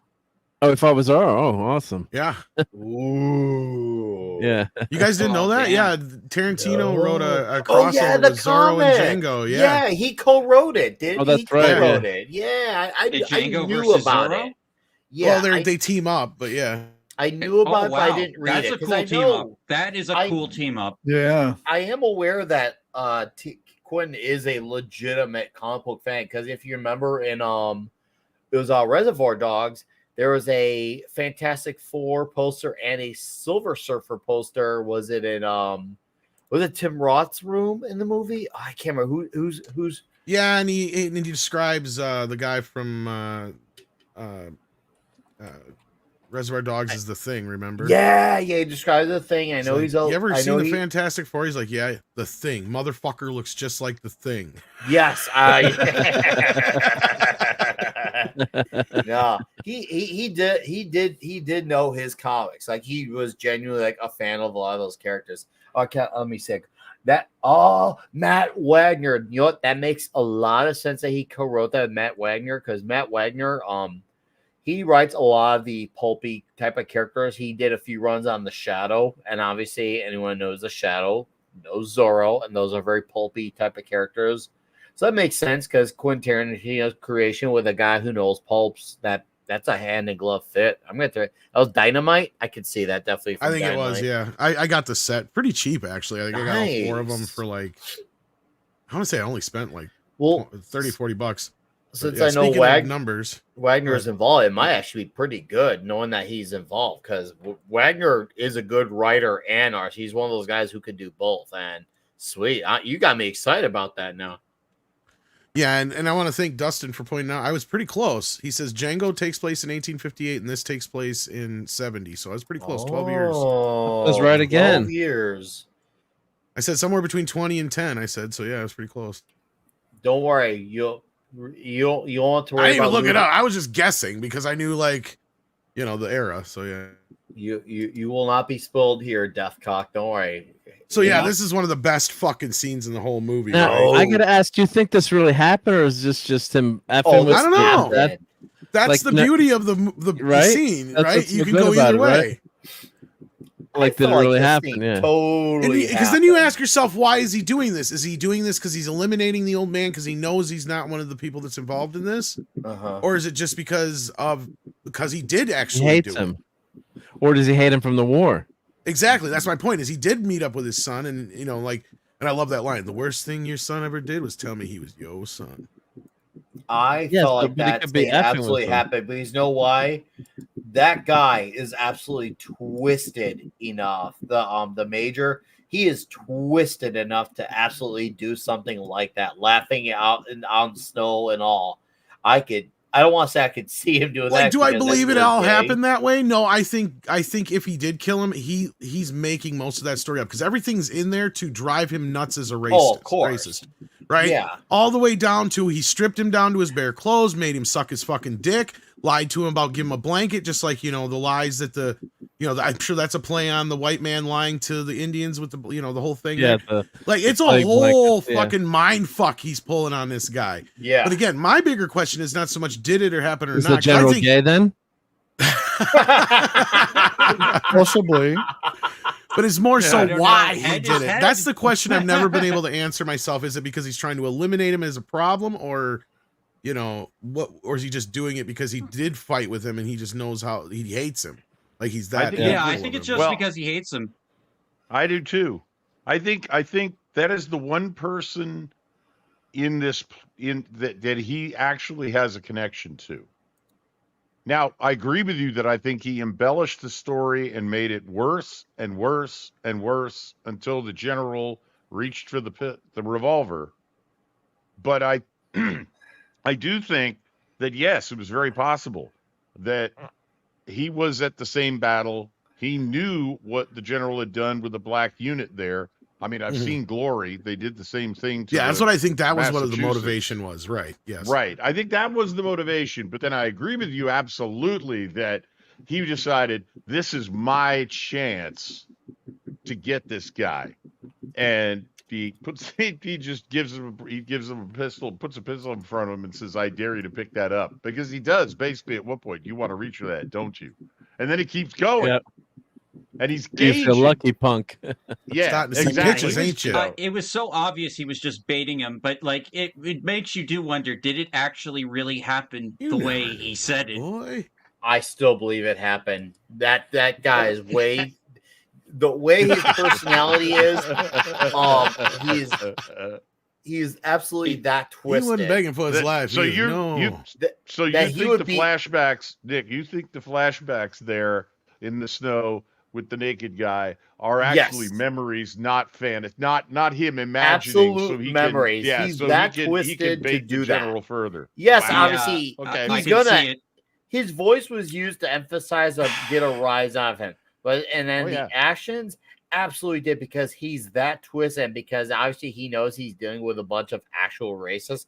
He's gonna he obviously wants to have a little payback, and so he's gonna Yes. definitely go as dirty as possible, even if it means if he has to give a few guys a shot in the mouth. Like, I don't know if it's gay unless you like make eye contact while there's the blowjob. Blowjob's not that gay. It's not that gay if you get a really good story out of it, right? As Nick is pointing No, out in the that's chat, though, the thing is once we find out about the Lincoln letter, that puts the element of doubt in almost anything he says. Yep. Because Yes. the thing you know about the Major is that he may be probably one of the best of the group besides, you know, the Hangman. But what we do know about him is he will lie. Yeah, And he's good at it.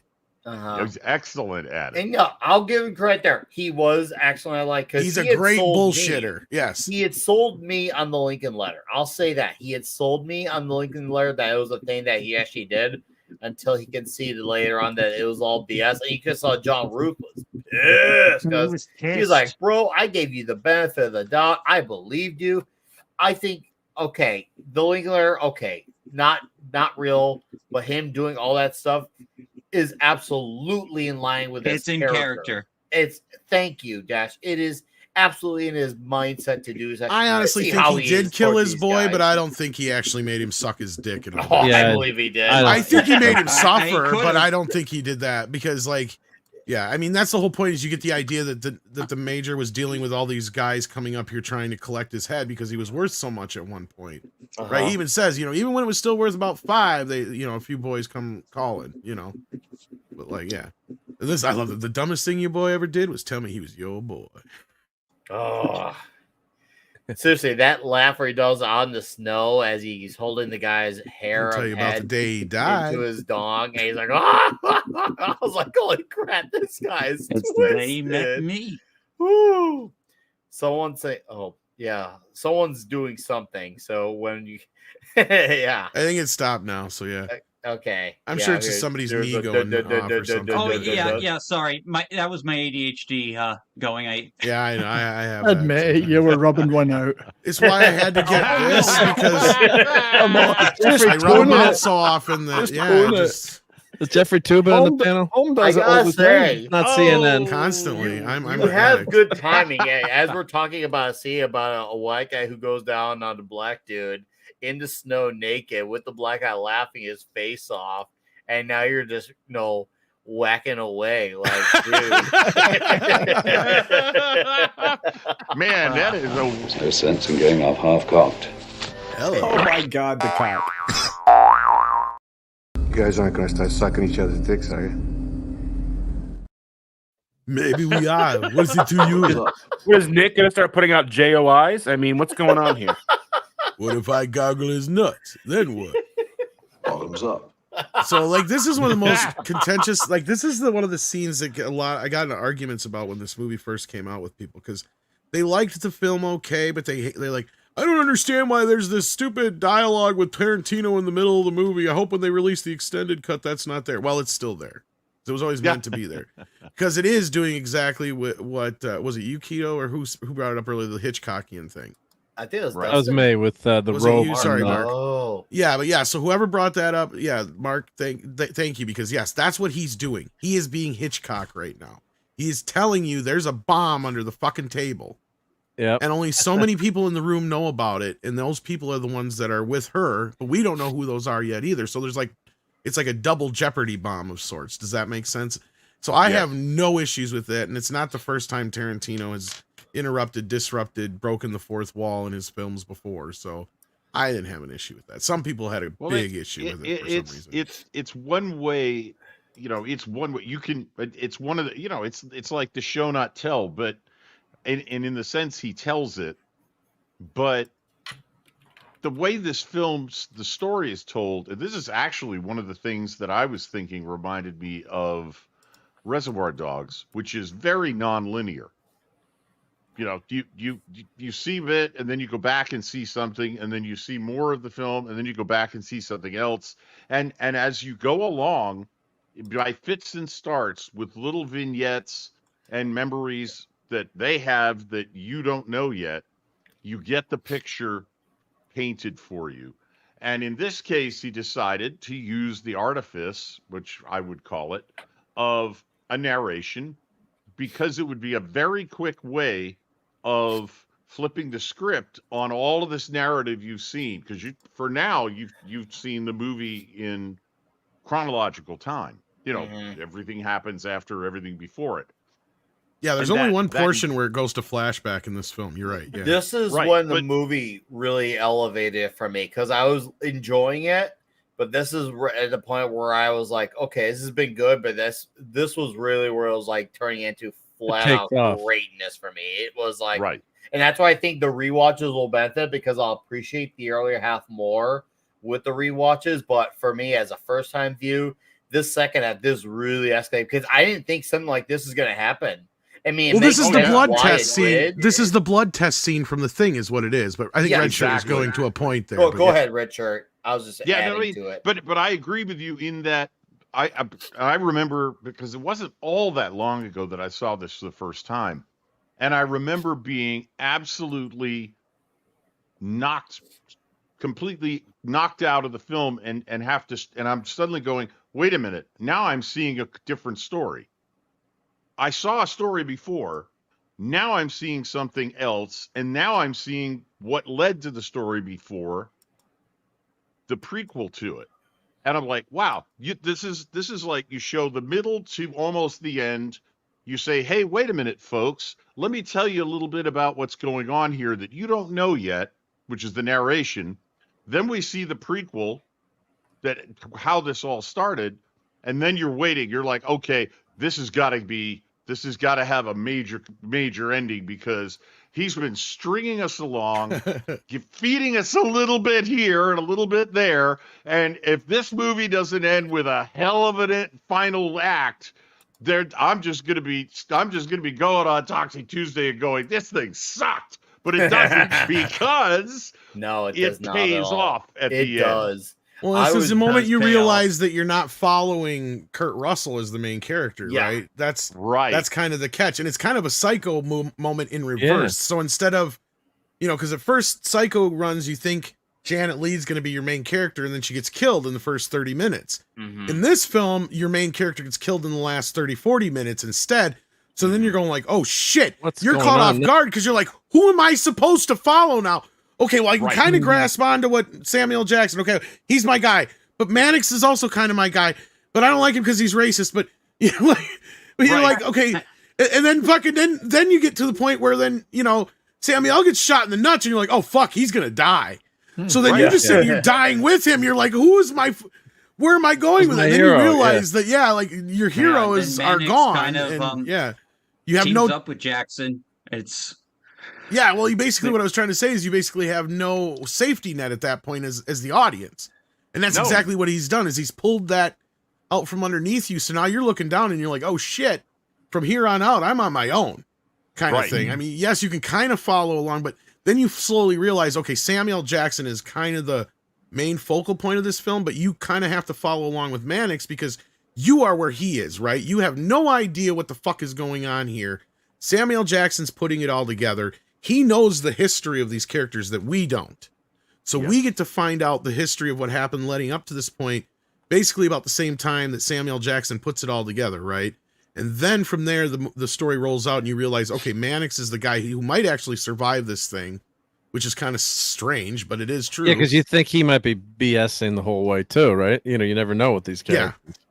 Yeah. Well, and that's what I love about the scene early on is when, like, Kurt Russell's like, there's one thing I know, that this blank hating son of a bitch ain't with you. Right. We got to pause this. To drink the coffee. That's true. Yeah, but then I'm thinking, that's the moment Samuel Jackson knows it wasn't him. Yes. But was he pretending to drink the coffee, or that's? No, he was deliberately shocked. You can see it in his body language. Yeah. No, that's the moment Samuel Jackson put it all together, and he's like, okay, I know now who's on my side, who's not. That's when everything pops off. And that is the first time at the very end when he puts the chair down and he says, "Oh, wait a minute. I want to hear this. We're just having a conversation." and he sits at the bed and Samuel Jackson is bleeding out on the bed, trying to remain conscious. Make a deal with this diabolical bitch. No. Dude, having a conversation. Go on. Tell me what the deal is. I want to hear her sales pitch. Yeah, I want to hear her sales pitch. Yes. And that was the moment when he sat back and he said, "I don't believe a word you said." Then I went, he really is supposed to be the new sheriff, damn it. No deal, bitch. No deal. Yes. That's what you knew, but like I'm thinking all along too that maybe was he, because you don't maybe catch that scene, right? If you're not paying it the first time you watch it, like drinking the coffee, or you could miss it, or you're thinking, well, maybe he was faking drinking, about to drink the coffee, even though his body language did that. Like, maybe watched me pick up that coffee and you didn't say shit. I was wondering at first if John Ruth actually drank it or did he fake drink it, like because it had me wondering. Like, I was like, hold on, did he actually drink it? Because he did give off faces like he may have been acting like it, or he actually did. It was hard to tell, but I think that was obviously done to get. It wasn't some of that. Wasn't it some of? And this is where we can talk about Marconi a little bit. Wasn't that some of the thing music there? Guitar, I think a little bit too. Yeah. So pause it here because. Yeah. Well, let's do the guitar first, then we'll get to Marconi. Go ahead. Sorry. Yeah. Oh well, we got 70s on the panel, so what know the history of this. Well, I don't know in detail, but it was a genuine antique 1875 or something Martin guitar, like. Yeah, one of the rarest of the rare. I don't know if there's even another one. 145-year-old guitar. Yeah. And it was loaned to them by the Martin Guitar Museum, and it obviously wasn't meant to be destroyed. Nobody told. Okay, so what happened was, as Tarantino is known to like to do long-running scenes, that we brought that up earlier. They were supposed to switch out the guitar between the shot. Hmm. At some moment, somebody's wires got crossed, and they didn't realize that she had the guitar in her hands in the scene, and that's her reaction is genuine. She was not supposed to react that way in the movie. If you watch her when she goes, no, John, no, boom, boom, shoot. She don't see John, I think, originally, but it's like, I think they added that later. But like because in the original, she's like, no. And then you see her look off camera. So she's probably looking at either Tarantino or like one of the production managers going, shit, that's the wrong guitar, basically, is what she's saying with her eyes at that moment in time. And she's just in fucking shock because it's too late. Kurt had already destroyed the fucking thing. And it did. It just went pop. Yeah, they could never fix it. It was just no, too far gone. So yeah, so the museum will never ever lend out guitars again. They said, or anything like that again. Yeah, I don't know how much it was worth, but it must. What was it? They had it insured for like $100-some thousand, I think, or something like that. But it's kind of priceless, really. Yeah. Well, it isn't the first time. It isn't the first time that somebody grabbed the wrong prop or had the wrong prop and did and yeah, but this time someone didn't die. But this time it was this time it was a priceless antique guitar. Holy cow! And they're saying in this article that she learned to play guitar and sing, and her voice is really good on this. Wow, I had sworn she'd been doing it for a while because she didn't do it like another verse to it, or just someone who took lessons for the movie. It's not like someone who had kind of been a little bit seasoned. Oh no! The only thing she could pick the guitar. I learned to play guitar as a rhythm guitarist. To be able to play the song that she did on guitar, you have to learn it like I learned violin. You have to be able to play scales. You have to be able to pick the right string. You pick the wrong string, it doesn't sound right. You get a wrong note. So no, that was not somebody who took 3 weeks of guitar lessons and played this song. Not in my opinion, unless she's one musical. Well, and that's kind of set up as that's part of her background of her character, like. Because John says that's a song you used to sing on that old Stagecoach. So she probably was a showgirl for a while. That's probably how she got involved in a lot of the shit she did. The only thing I can't understand, but I could also appreciate if she were a trained guitarist, maybe not good enough to be a performer. Jennifer, possibly. But they're saying in this article she learned. They're saying she'd learned to play guitar and sing for this role. So maybe she's had a innate musical talent. But the one thing I can't understand is if you've got an 1870s guitar that's that valuable, how you would not talk about it, before you film the scene. Like, hey, remember, this is the guitar. We can't screw this up. They had doubles. Like, how could you? I'm pretty sure if I was the museum, I would have had someone on set. I would have insisted on somebody being on set. Yeah. And if she was playing it and Kurt took it from her to go smash it, and she knew that, no, wait a minute, I've got the real guitar, the antique guitar, I would have expected her to jump up, stand in front of him, and break character, go, Kurt, no! Because, thank God she didn't do that, because then it kept... No, you can't. Yeah, you can't. She kind of tried to. You can tell. Here's where I can see where. Yeah, I was just. Well, there's that, but you can kind of tell with the way the scene rolls. Yep. She didn't get a chance to, because I'm sure she was thinking. She was probably thinking he was just supposed to grab the guitar from her, and then they were supposed to cut. Right. And then they would do it from another angle. But instead, he kept going, because you can tell at first, like, her reaction is completely genuine, and that's not the way the character was supposed to act in the scene. She was just supposed to be all sulky and pissy, probably. Yeah, because she's looking here. She's not looking at him. She's looking at the crew. Like, whoa. Yeah. Why would she really give a fuck as the character? Right? At that moment, she would be snickering. Yeah, well, no, she'd just be snickering and laughing because she just pissed off John. So, like, that was her whole point. The reason she reacts that way, and they just left it in because, but like, if you don't think about it for more than 2 seconds, you're just like, whatever, But then knowing the history of it, you know why it's there. But if you think about it in character, you're just like, why does she give a fuck that he just destroyed? And then you realize the way they fixed it, though, that gets us to the next part. The way they fixed that and worked that reaction into it is she knows, and they work it in there that she knows she's going to go back on the cuffs now. So they play that into the next scene where she's like, no, please don't. And she's like, yeah. Well, that's because she knows he already drank the fucking coffee, and she does not want to be locked up to him. Right. Okay. So they worked that cut together that way. so it works. Because otherwise, she wouldn't give a fuck about the guitar. Yeah, right. Yeah, yeah. Why? Because just the cheap guitar at the time, right? Yeah. Why didn't they So- just give the museum one of the doubles and hope they could get away with it? Yeah, who could? Yeah, I really don't understand. Just kidding. I mean, there's a lot goes into that. Like, I really don't even understand why they lent them one or even used it in the scene. It makes Yeah, how could absolutely no sense. Well, I think that's Tarantino's perfection, right? He wants a guitar from the period. He wants the being played. authenticity, but he's got Yeah. those guys that could have made an exact replica. I think it's probably because he wanted to record it the take live, because the version that's on the soundtrack is the take that's live in the film, and it's Okay. obviously all one take. Right. And so that's probably what he wanted, is that for that reason. And they're like, okay.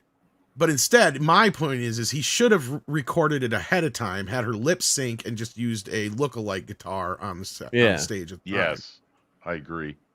So what is a very ironic name? The museum director is called Dick Boak, B-O-A-K. Boak is a Scottish term for throwing up. Wow. Like, I've got the boat. So I expect he was throwing up when he heard it. God, to get that news, yeah, because you can't Oh my replace it. Goodness, can you But okay, so here's the imagine? scene Yeah. I was talking about where we can get into Marconi real quick, because I believe this piece of music during this bit, isn't this a straight up lift from the thing? This music piece here is this one of Yeah, the- well, for the thing. Yeah, so in the Okay, music, so for those who don't know the history of this is the only film to ever have a score by Tarantino. Believe it or not, he has never had a score before in any of his films. He pulled scores from old films and used them in scenes, and the Yes. one he used the most was Ennio Morricone. So he's like, I need a score for this film. I want a classic Western score. He went to Ennio Morricone, who was not in the greatest of shape and didn't really have the energy or the time to really give himself over to a full project. So basically my understanding, and I think, go ahead and correct me, Mark, because you're posting the trivia in the background, but my memory of this is that basically he's like, I'll do a theme for you, and I think he did other few original pieces, but otherwise he's like, I got a bunch of stuff from the thing that never got used that Yeah. you're more than welcome to. And he's like, you're kidding. He's like, that's perfect, because this is my thing, right? Right. He's like, you know? So as I said, like 90% of the music is from the thing, and then like another 5 to 8% is brand new music. Yeah, he said he And then finally there's a gave couple other Tarantino pulls, 5 but pieces yeah. of music, yeah, which you could use, plus like you said, the thing, the unused music from the thing. And yeah, I didn't realize that, watching this the first time, but then, as people talk about the movie, yeah, it's like you can see those other, how similar it is in some ways, but it's its own thing, right? It's not just a boring rehash. These characters are interesting, and it's its own. It's just Well, this is what we kind of talk the same about when it's setup, like, don't yeah. do a fucking remake. Take Yeah. the idea, but put it in a new setting. I don't care. And that's what I love about Yeah. Tarantino. And I don't like it when people say he's a ripoff. No, he's a remixer. He takes things that he loves. He makes movies he likes to see, he liked to watch growing up. Well, And he takes all the elements and things that he likes about those things, and he picks them up and he puts them together. Kind of like how, the old DJs, not, basically Yeah. pre-Puff Daddy era, would sit there and take 3 fucking songs and mix them together where you couldn't tell what 3 songs they were mixing together. and then Right. and then it's not a rehash like the Alien Until you really Romulus start would to have listen, that- I mean, sorry. Well, I was just gonna And say that while- just reminds me that. Well, I just want to say the line that she says, the android says, get away from her, you bitch. And it was like groaning. It's like rehashing that line. I mean, this movie has fantastic dialogue that keeps you interested, right? I don't know if it was Red Shirt or someone was saying how fast Yes. the movie seemed to go because Yes. the dialogue is so good, right? Definitely So it's Red not Shirt. just a boring rehash of I'm going to reuse that line from Aliens. Oh, we're going to get Yeah. a laugh from the audience. Well, you know. we laugh today about people talking in corridors, which is what Or, this yeah. should have been for 45 minutes. Except it isn't, because the characters are so compelling. The dialogue is not what you're used to hearing. It's not modern vernacular. And how many you're westerns paying- all take place inside in one location? Sorry, go ahead. Right, Sure. not many. So, but the other thing about what you're talking about, Mark, with recombining and remixing and all of this stuff, and Tom is too. One of the things that classical music that we still listen, and I'll say one of the reasons classical music is all good is because it's had over 100 years for us to weed out all the crap that nobody wanted to listen to in the first place. So it's Sturgeon's law. The Theodore Sturgeon, the science fiction writer, has a Sturgeon's law, and it's 90% of everything is crap. And when you go back 100, 200, 300 years in music, and everybody thinks, wow, how come they had such great music back then? If you like that sort of music, I do.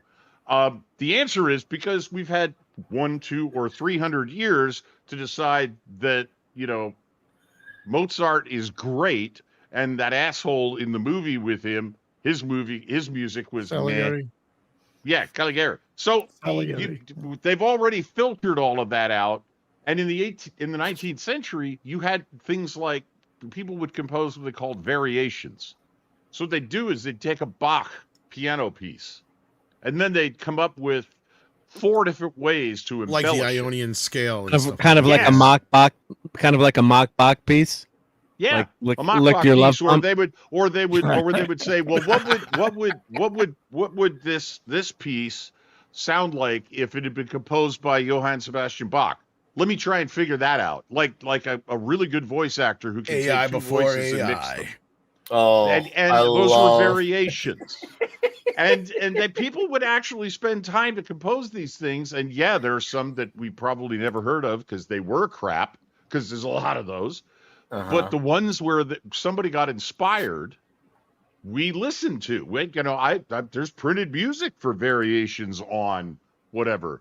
I mean, I love from his Frank Zappa album, Shut Up and Play Your Guitar. He has one track that's simply called Variations on the Secret Carlos Santana 3-chord progression. It's a 5-minute song. It's instrumental, and you can hear, it's like, that sounds like a Carlos Santana song, except it's Frank Zappa going nuts on his guitar. So we had that in the. Well, I got to play this clip because we're referencing Bach. What do you call this? Well, this piece is called "Lick My Love Pump." It's in D minor, the saddest key of all. Tom, did you knew all along? Were you one of those people who actually fucking knew it, or did you actually have someone else in mind as for who done it, or were you always with Chris Mannix? I kind of. Mulberry was the only one that I wasn't 100% sure on. Okay. Because his story adds up, and I don't remember if he brings it up in the theatrical cut, but I'm pretty sure he does in the extended cut. I think he says it in the theatrical cut, too, where the actual Mulberry's probably laying in a ditch somewhere. Yeah. But, like, I mean, they kind of hint that he specifically sought out the hangman to make it, you know, a more realistic story or whatever it was, and whatnot. The only thing he has as proof of what he's saying is some business cards. Business cards, and he also has that, and he also checks the order, so he knows what the hangman was coming to town for. Right. So, like I said, my guess is in my brain, in my headcanon, he bumped into him in a bar, got all that info from him, followed him out, killed him, and stole his shit. And he's been using that as an alias for this situation here. So yeah. But yeah, this is the best part. Like he's like, let's slow it down. Yeah, let's slow it way down. Yeah. Staying on the chair. Dude, you want to talk about when we're talking about rocking my world? I was like, bro, this just took the wildest turn. You know what this reminded me of? This is going to sound weird. Murder on the Orient Express.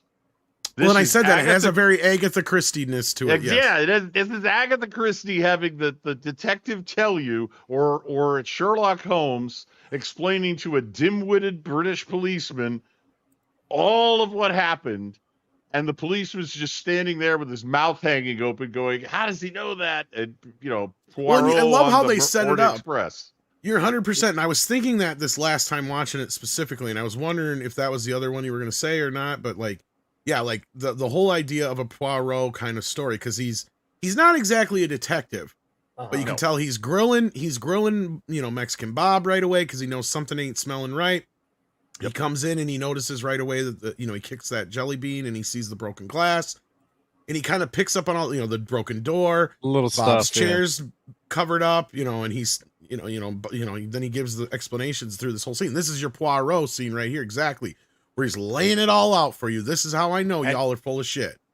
And he is the one guy, if you think back and we've, of the movie so far, he appears to be the one person who's really familiar with this particular place and the people who ran it.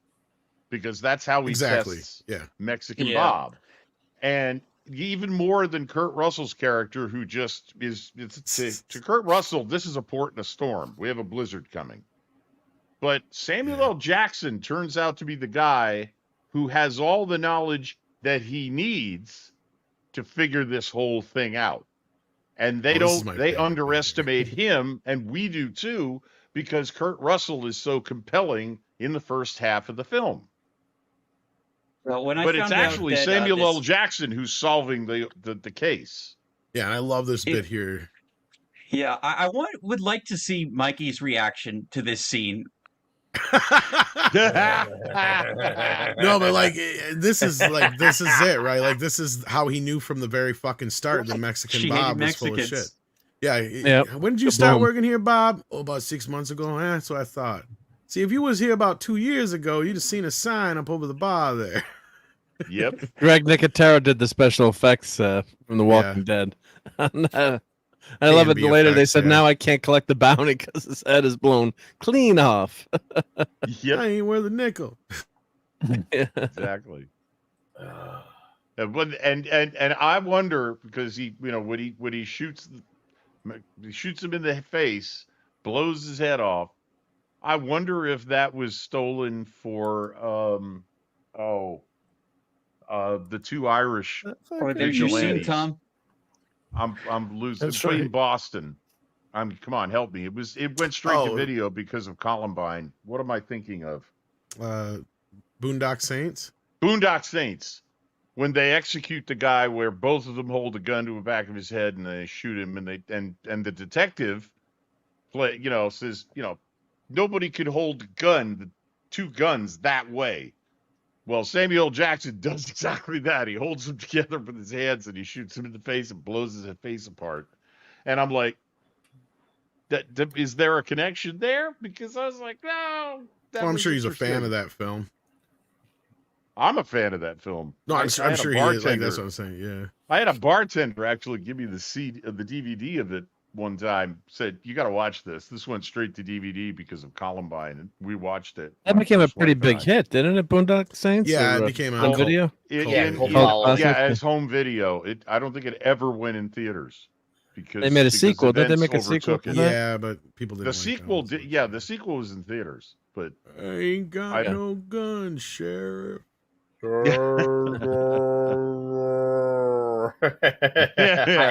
Dude, this had me cracking. I love it went slow-mo for like 3 minutes. I was like, I hope this goes longer. I was hoping it went longer, and I was almost kind of bummed it did it. But wasn't there? What am I misremembering? But wasn't Kurt Russell's voice slowed down, or Samuel Jackson's voice after he was shot slowed down on the bed? But the Southerner is speaking in normal tones. Yes. And it's a weird juxtaposition of Jackson is, obviously I think what he was trying to do was show Jackson's having trouble maintaining consciousness from blood loss. So he's slowing down. Oh, it's the part where the sheriff, the new sheriff there who's he wants to hear the deal. You hear his voice at normal pace. I thought that was really weird. That's all I said. Well, maybe that's because that's to show us that his leg may be badly injured, but he's not being affected by shock yet. Whereas Samuel L. Jackson on the bed is definitely succumbing to his wounds. Yeah, that's the only there ain't reason no I way can he's think gonna of survive. why he'd do those two voices so differently. There's that, and I think it's just the tension of the moment because you have. He's like, he can't believe he's going to side with them. And Tom, you and watching Reservoir Dogs have taught me that Quentin Tarantino doesn't do much that's accidental in his movies. Oh, no. Nope. So I'm watching that scene and the Southerner, the supposed new sheriff is sitting there going, no, I want to hear what her story is. And Samuel L. Jackson's on the bed and everything he does and everything he perceives is slowing down. And we're seeing we're perceiving him slowing down at the same time. And I was like, all right, note to Tom, thanks to Tom and thanks to watching Reservoir Dogs, I've got to figure out why in the hell this scene is so damn weird. And that's why I agree, Nick, you're going to need about 4 more viewings. I need about 3 more viewings to even have a chance at getting anywhere near noticing all of the stuff that Tarantino it's a very puts in this movie. tight script. Yes. I mean, it's virgin tight, which I do appreciate. And even when you still go in, you still have to go in again and again and again to really get the full feel. And that's why I love the extended cut, because then you actually feel like, I mean, you can unwind a little bit from time to time, because this movie in the theatrical version, that's what I noticed watching it this time out, is it does feel like a tightly wound. Like, once you get going, like, it keeps winding and winding and winding and winding, and you're just so tight and tense up to that moment where it leads up. And then this is the only point in the theatrical cut where things kind of decompress for a moment, only to ring back up again, once we get introduced to, the gang and everything here, and all these ladies get killed and shit. And it's a kind of a tragic scene, the way it kind of plays out. You feel bad for him, right? I do. I definitely feel bad. But it kind of gives you the entire breakdown of what you need to know now. And basically, this is what's going on in Samuel Jackson's head, is he knew this is what probably happened before he got here, basically, or the actual truth, one or the other. Yeah. And that's the brilliance of this movie too, get with this flashback, but it's a flashback that keeps you interested and actually is worthwhile and tells you something. And even in those few minutes, you just see, Minnie and the characters here, you kind of really like them, but you know that something bad is going to happen. And then everything just clicks. The first time you watch this, you're like, whoa. Well, you know what it reminds me of, Mark? It reminds me of, so when I hung out with Corey Black Garrett in person in Dallas, I asked him, hey, Garrett, what was it like going to the Chaz? And this does connect, by the way, it does. You're thinking what the Chaz has to do with it. And he's like, imagine you're going somewhere. For people who don't know what that is, maybe. Oh, okay. To fill in anyone, during the not so summer of love in 2020, there's an area made in Seattle. It was an autonomous zone built by a bunch of crazy psychotic socialists who were trying to live in a small part of Seattle where everything was free, the whole area where I guess you could live in a utopia. It was them trying to do testing their own socialism, and it lasted about a few weeks because they ran out of stuff and they went to the mayor's house, and that's when they had the police show up, and that was the undoing of the Chaz. Now that all said, I asked Gerry, because this ties in.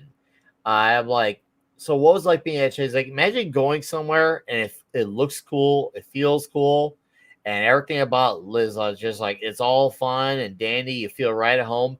But underneath that, there's a really deep sense of something is about to blow up any minute now. That sums up this scene right here. Like, you see the ladies there, they make you feel at home, the Southern accent, want to give you coffee, very serviceable, very personable. But except they're the fun people. They seem really nice and easygoing, but who they're surrounding with adds that aura, that really unsettling aura to, like, oh boy, you could feel something's going to happen. You don't know when, but it's going to get bad. Even though they're in a room where they should feel like you're in the most welcoming room. Like, it should make you feel like you're a guest at their own home type of thing. But deep down, it's something's bad. It's just, when will it happen? Right. So apparently, Nick, apparently the first thing that ran out in Chaz on day one was soap and deodorant. Yes. Well, they didn't bring any deodorant with them, and they found out you can't grow it in the garden. Yeah. You mean you can't grow it on a tarp with 1 inch of soil on it? Yeah. Right. The thing that really struck me with this narration, the bit, and then the flashback, is that you've already watched over an hour of the film.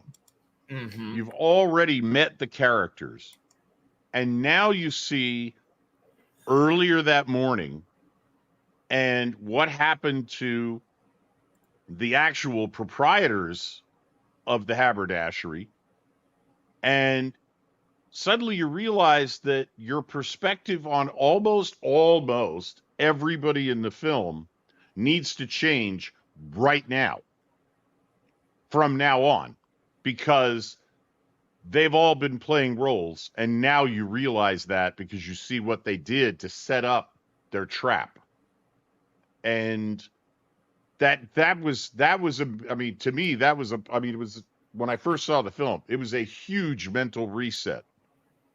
Holy cow, I've watched over an hour of this film, and now I have to look at almost everybody in the room differently when we come back to current time differently. Yeah, I didn't think it was going to be like you that. watched, yeah, it's like you watch two movies. First, you watch the bad guys' stage play, where they've set their trap and they're waiting for the hangman to show up so they can spring the trap and free his sister, this guy's sister. And then you see what they did to set up the trap, and now you come back to present time, and things have already gone completely pear-shaped. And the only person, it's only two guys left that might turn out to be the answer to foil this whole plot and stop these murderous buggers from basically getting away with everything they're doing here. And so that third act that, Tom, you were talking about, and I want to see if I can buy the extended cut. I just, whether I can locate it, I don't know. But I really want to see that now because I looked for it, could not find it anywhere. It's only on But Netflix, I agree. sadly. This is where it clicked for me. That this was where we had Netflix doesn't like me. outside of the outside of some of the castings from Reservoir Dogs, but this is where it clicked for me with the whodunit, and then looking back at everything and building up to where we are currently with the Reservoir Dogs influence, because obviously you have Tim Roth and Michael Madsen involved, but it was now saying the way the structure was, albeit there was a little bit of a different variation go on. And I was like, oh, okay. I will say, I think this one definitely, it threw me off guard because I felt like at least with Reservoir Dogs, I knew they're going to do something like that. I felt like there was more of something like that was coming. Whereas in this movie, for me, I didn't see that coming. I didn't think it was going to play out like that one bit. I thought, for me, I was like, whoa, okay. This changes the game immediately. And I feel like I should have seen coming, but maybe that's just me and the way I was paying attention. But for me, it was like a big, and a big difference changer for between me. this and Reservoir Dogs is at the end of the film, you feel a huge sense of betrayal, right? Like, because even though Tim Roth's character's the quote unquote good guy is the cop, the person you're kind of with in the end is Harvey Keitel's character, and you feel the crushing, betrayal that he feels with this kid. Like he put his trust in him and all that kind of shit, and this is how it ended. And everybody's dead. This film has, even though these two guys probably died, there's still more of an element of hope in this film. And I think that the reason why this film resonates in a different way for me, and at least the way it works on a level that's different in a sense where the ending is, I hate to say better than Reservoir Dogs, is because you have these three most unlikeliest of friends that bond over they're formed and bonded over this situation that probably led to their death. But you have, the Major on one hand, you have Mannix on the other, who are both diametrically opposed, right? And you got John in the middle.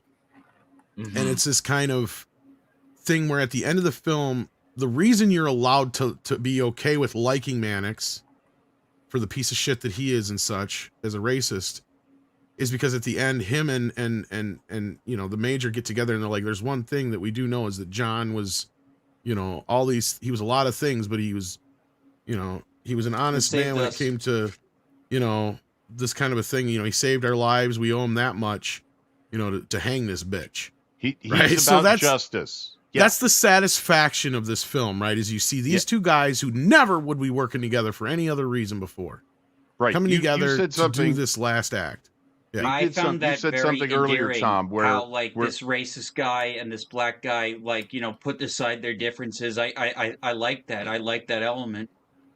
Tom, you said something much earlier where you said about these movies that Tarantino makes, you wanted to spend time in that world. Now, I will admit, and I know we had the conversation when we talked on this show about Reservoir Dogs, that I kind of couldn't wait to get out of that world because well, the reason is because I'm one of those people who's not as interested in how well is this story crafted as I am how well are these characters defined, and can I find somebody I want to follow through the story. And in Reservoir Dogs, there's really nobody I want to follow except for one or two characters, and they die before the end of the film. So well, that's at that the beauty point, of that one, yeah. yes, but that's also the horror for me, because that film became a nightmare.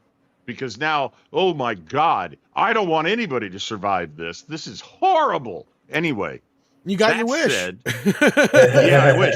That said, in this movie, you said you got close to it. I mean, to me, Samuel Jackson says the reason he tells, let me see, the new sheriff, don't shoot her. He said, if there's one thing I know about John, when the hangman catches you, you hang. Shooting's too good for her. And I guess the way, and it sounds trite, but I think the thing that made this movie for me was that in the end, as badly wounded as they both are, and probably going to die before this blizzard blows over, justice is served. Because she there's gets a sense of justice served. Yeah, I she agree. gets the justice, and finally the sheriff steps up, and for all of his racism and all of his his devotion to the Confederacy and hatred of the Union, because he just can't stop fighting the Civil War. He says, "Is my first and final act as the sheriff of Red Rock." Yep, that's a great line. I condemn you to hang by the neck until death. And they string her up, watch her strangle, and that is the moment where this film and those two are redeemed. They may not survive, but they're redeemed by that, right? To me, because they made sure justice was served, and that's why I love this. And it's just like the thing too, the end of the thing where you don't know, what happened in the thing, right? Were they both infected or someone, and then they just die there in the end.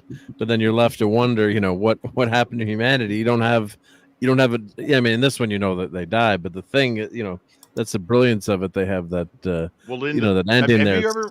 Have you ever read the O. Henry short story, "The Lady or the Tiger"? No. Okay, well, there's one to go look up. It's probably some college has probably put it on their webpage. You could read it. It's a short story. It's only about 3-4 pages long. It's a guy who's condemned to death, but they give him a chance. They put him in the arena. They give him 2 doors. He's allowed to open one. Behind one door is a beautiful lady, and he can marry her and live happily ever after. Behind the other door is a tiger that hasn't been fed for a week. He might want to choose the tiger that hadn't been fed for a week, depending on the lady. Just kidding. Well, no, the idea, but the point is the short story ends while he's contemplating which door to open, and you never find out which door he opens. Oh, you never find out, right? You never find out. And to me, the end of the thing is the end of The Lady or the Tiger, because you don't know which of them is infected, and you know that the alien won't die from freezing. Right. The thing doesn't die from being frozen. That's how they found it. Right. Yeah. So the problem is it's very ambiguous, because you don't know after the last fire goes out whether the thing gets killed or whether it just freezes to essentially suspended animation, and who knows what might find it next time. Right. Yeah. So it's very ambiguous. Yeah. But yeah, the end of this, at least, okay, everybody may die, but the really, really worst person in this, the 2 worst people in this film, they get their just desserts. And that's why, to me, this is different from Reservoir Dogs. Yeah. Because I agree with you wholeheartedly. That left me in despair. I wholeheartedly agree with you in that. And this is, and that's one of the reasons why I'll say this is a better film than Reservoir Dogs. I love Reservoir Dogs, don't get me wrong, and that's definitely like the, Please Please Me or whatever, album of his career, right? And I'll never take that away from it. But this is fucking Sergeant Pepper's Lonely Hearts Club Band. Yeah. On the point of Oh, the open you on ending, that one? Yes. now, on the point of the open ending, I'm just not sure how any of them could have survived. Like, there was none of them can really patch their wounds. Like, the blizzard isn't going to end for another couple of days. Mm-hmm. Right. I just don't know how they could have made it out. I would like to think that they Mannix both lived, has probably a 50-50 shot, but not a great one because he's bleeding pretty bad. Mm-hmm. Yeah. But we know, there's no fucking way that Samuel Jackson's going to survive the night. Yeah, No. Mannix has one chance that he can put a tourniquet on his leg and get out before gangrene kills him. But he's going to lose the leg. But Samuel Jackson, no, he's toast in 18 whatever. And that's kind of why, even though he says my first and last act as sheriff, even if he does kind of have this idea that he might live, I think you're 100% right, is he knows he's going to have to lose that leg. So that means he'll never be sheriff. Exactly. So when the shot happened, I gotta say, with the shot that happened that led to the nut shot for Sam Jackson, and obviously I'll try to be quick with it, but I gotta give him credit because not only did I not see this shot coming, I had totally forgotten Channing Tatum was in the movie because they list him and they make it known when you look in the opening credits, it said and Channing Tatum, and we're thinking in the initial credits, oh, that's cool, Channing Tatum's in this movie, cool. It should be cool when they show him. And by the time they got to him, I had totally forgotten. He's one of the recasted people too, and I can't remember who played his part in the original version or what was. Oh wow! I can't remember now. So I just want to say like that. I was like, to me that was like a distant memory. I was like, oh yeah, he's in this movie. Crud! I totally forgot. So that was really well played. Like to bring him in so late in the game and for him to have a very short but very notable part because obviously he had his own head blown off. And Nick the Greek here in his $9.99 super chat, I think, brings up the main debate of the film, right? I think this is the debate you're supposed to have when you leave the movie. Because as Mowbray brings it up earlier, but then we have the satisfying ending, and he says it just at the beginning. Frontier justice is very satisfying. But is it just? Right?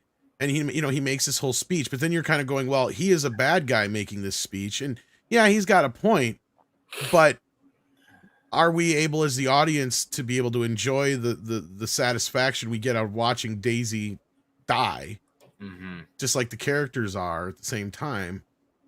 I mean, and really Mannix is kind of, and here's where your answers to this, Nick, because he asks just for those who are just listening. Is it actually justice? Remember the line about justice must be dispassionate. Frontier justice is not that. My reading of the ending is that no one in the movie is good and just. To a point, yes. Mannix is still somewhat leaning on the side of because he is technically going to be the sheriff. He doesn't like her, and he does point out that she almost, let him die too. But at the end of the day, he's still the only one who's kind of neutral with her. Right. And that's the whole point, I think, Nick, and this is my interpretation of it. I would love to hear somebody else's, if they got a different opinion on it. My interpretation of him listening to her sales pitch, right? And him even for a microsecond, that's the whole point of the whole thing, right? Is he could have done that at any time. Why not? We all know watching this that Samuel Jackson's not going to live through the night. Tim Roth's not going to live through the night. He could just sit there and wait it out with her. And take all these guys. Hell, he could sit there and just fucking shoot her and Samuel Jackson right now. I was surprised he didn't. I was very surprised. I think that what we're getting here is, yes, we get both sides of it in this movie. We get the just side of it with Mannix, and you get the frontier justice with Samuel Jackson to a point and it's only slightly because he as well only really he doesn't really have any personal beef with her either per se. He just found her out with, and what she, his gang did to Minnie and did to John, even though he had no real attachment to John either. That's the closest person he felt as a friend, right, in the room. So, again, my interpretation is that both happen at the end. And I think there's an argument for both depending on the situation. But what do you guys think? Because the reason I say that is because it's clear and obvious that they're guilty of what she's being hung of, right? Like it's the whole idea of before people start going off the car, I just want to say thank you, Nick the Great, for your $9.99 super chat. Obviously, Tom read it all off. So thank you, by the way, Tom, for doing that. I do appreciate it. So all right, now No sound problem. off, dudes. Thank All you, right, Nico. I think Tom's got a very good point in that Samuel L. Jackson is representing the frontier justice. He's effectively telling the sheriff what we need. What we need here is a lynching. Mm-hmm. And the sheriff has considered her plea, but her plea is a threat. But her plea is a threat. She's basically getting the court right here. Thank you. That's yes. Exactly. And the sheriff has said, no, I want to listen. The defendant is allowed to testify if you're going to say this is a court. And I have to say, you know, in this part of the world at this time, it was changing rapidly, but you had what were called circuit court justices. And that meant that they had a circuit of towns they had to ride to. And when they got there, they presided over cases that had been held up for them to preside over. You'd have you might have 2 or 3 guys in jail or 1 guy in jail, and you'd notify the circuit court, and they would tell the justice, oh, you've got to go to wherever. And when he rolled in, he'd decide which building in town he wanted to use as a court. He'd impanel a jury. He'd hear the case, and he'd render a decision. And after the sentence was carried out, he'd ride on to the next town. So justice, I mean, besides frontier justice, which, as we saw in Deadwood and we've seen in lots of other Westerns, is usually a lynch mob. This is as close, in my opinion, as the West ever got until you were talking about statehood. This is about as close as the West ever got to having dispassionate justice. You have the man who's been named to be the new sheriff. He's heard everything here. He's heard her plea and her threat. And she's threatened to have this gang that he doesn't believe in kill every person in the town he's supposed to go be the sheriff of.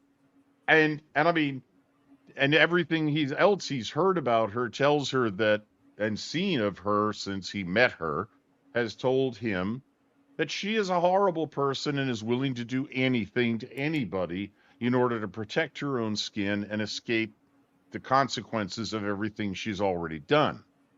And that he says, no, wait, I'm going to listen to her. To me, that was the judge banging the gavel and going, no, I'm going to allow this testimony. So I would argue from a historical point of view that this isn't that far off from the best justice you were likely to get. I mean, you may have heard the sentence or the famous phrase, you know, we're going to give you a fair trial. Well, she's going to town to be hung, so she's already had her trial. Yeah. But yes, this is her. And but you know, we're going to give you a fair trial followed by a first-class hanging. I mean, Judge Roy Bean comes to mind. There's several movies that talked about what quote unquote formal justice represented in the Old West. So, you know, this is probably, I agree with Tom in that you have Samuel L. Jackson saying, just go ahead and kill her. He says, no, I'm going to listen to her pitch first. I'm going to listen to effectively it's a symbolic thing more than an actual. Right. Yeah. But then in the end, when he's ready to shoot her, Jackson appeals to him on behalf of the hangman who brought her in. He's the man who found her and caught her. When the hangman catches you, you hang. And I think that's what convinces him to hang her. It's not that this is a lynch mob. It is that he's decided she deserves to be executed. But Jackson's comment and kind of like the family making a plea at a case, you know, like exactly. They think for that John. Right. It's for John. Exactly. Yeah, exactly. There's a line on the screen now too, right? Yes. Yeah. So he should not have died in vain. And both of them decide, you know what? That's a good idea. And that's why they string her up. And he realizes too that she's bluffing, right? Like the gang, there's no one else left in the gang. He's like, you're BSing here. And because if they had that many people, they would have just rode up on him in the first fucking place. Right? Exactly.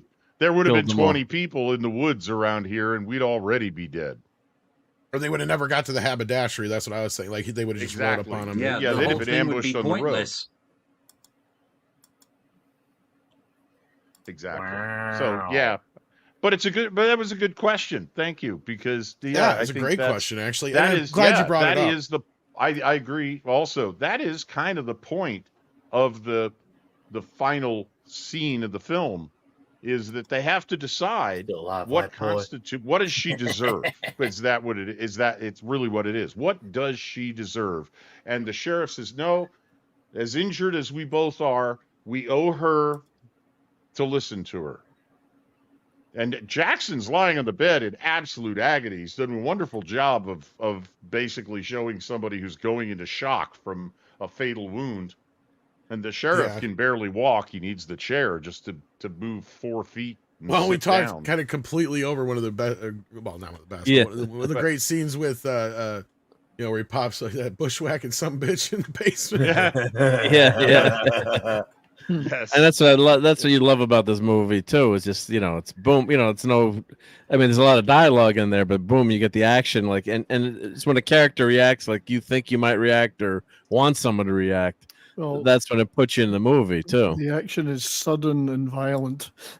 Oh, dude! Yeah. I mean, once again, that nut shot was the nut shot heard around the world, man. And here's That where was- Tarantino is a lot like Verhoeven, right? He knows how to make realistic violence, but he also knows how to make violence to a point where you can't help but laugh at how absurd it is, right? Yes. And then that's where it allows you to, and he's even brought this up in interviews before, so I'm not like bringing any revelation to the table here, but it allows you to kind of laugh along, enjoy, have fun, be entertained by the craziness that you're watching, because he constantly gets, the question of, aren't you afraid of your movies causing somebody to be violent since they're so overtly violent and blah, blah, blah, blah, blah.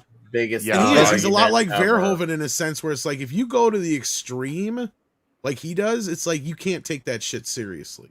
Well, that's why the director of RoboCop was upset that he had to cut some of the violence Exactly, to make it to an R, because it wasn't cartoonish enough anymore. Still got the nut It shot looked in. too realistic. And Brian, you just virtually quoted Simon R. Green, the British fantasy writer, who who is very fond of catchphrases, and he uses them frequently in his books. And one of his catchphrases is about violence or about when a scene suddenly goes violent. He says, and it was suddenly and violently and all over the place. And that's this movie in a nutshell.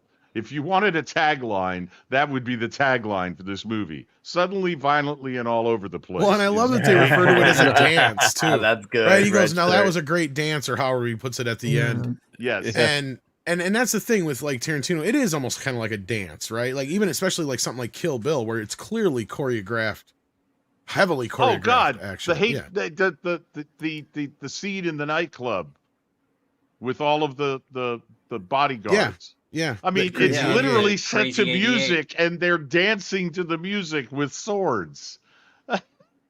My tagline for this movie would be "Always wear a bulletproof cup" if you're going to be in a Tarantino film. Well, he's the one character I feel the worst for, because you're like, yeah, he's kind of our hero at this point to a point, and then he's gonna die because he got shot in the nuts, and it just, that's got to be some of the He's got most, no balls, right? Yeah. the Oh. most painful things to ever probably happen to a guy, I imagine. And Seriously, that there's is- no way you're gonna come back from that, because I'm pretty sure there's a main artery that goes down through Oh, there. there is.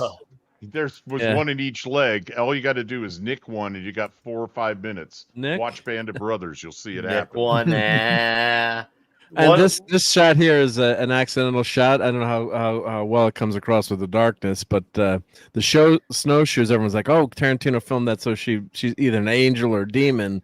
Angel wings there, but it was just an accidental shot. Oh that he yeah. said, but God, he- I didn't even notice that earlier. Yeah, see the Oh, wow. snowshoes Kinda and cool. snowshoes in the background make Yeah. angel wings or Yeah.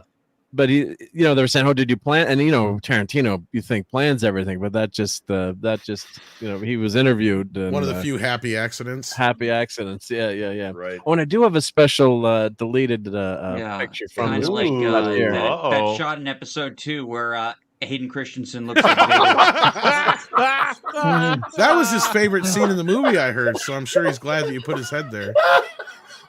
Yeah. He watched it over and over and over and over again, he told me. In slow motion, one frame at a time. He stuck my big black Johnson in his mouth.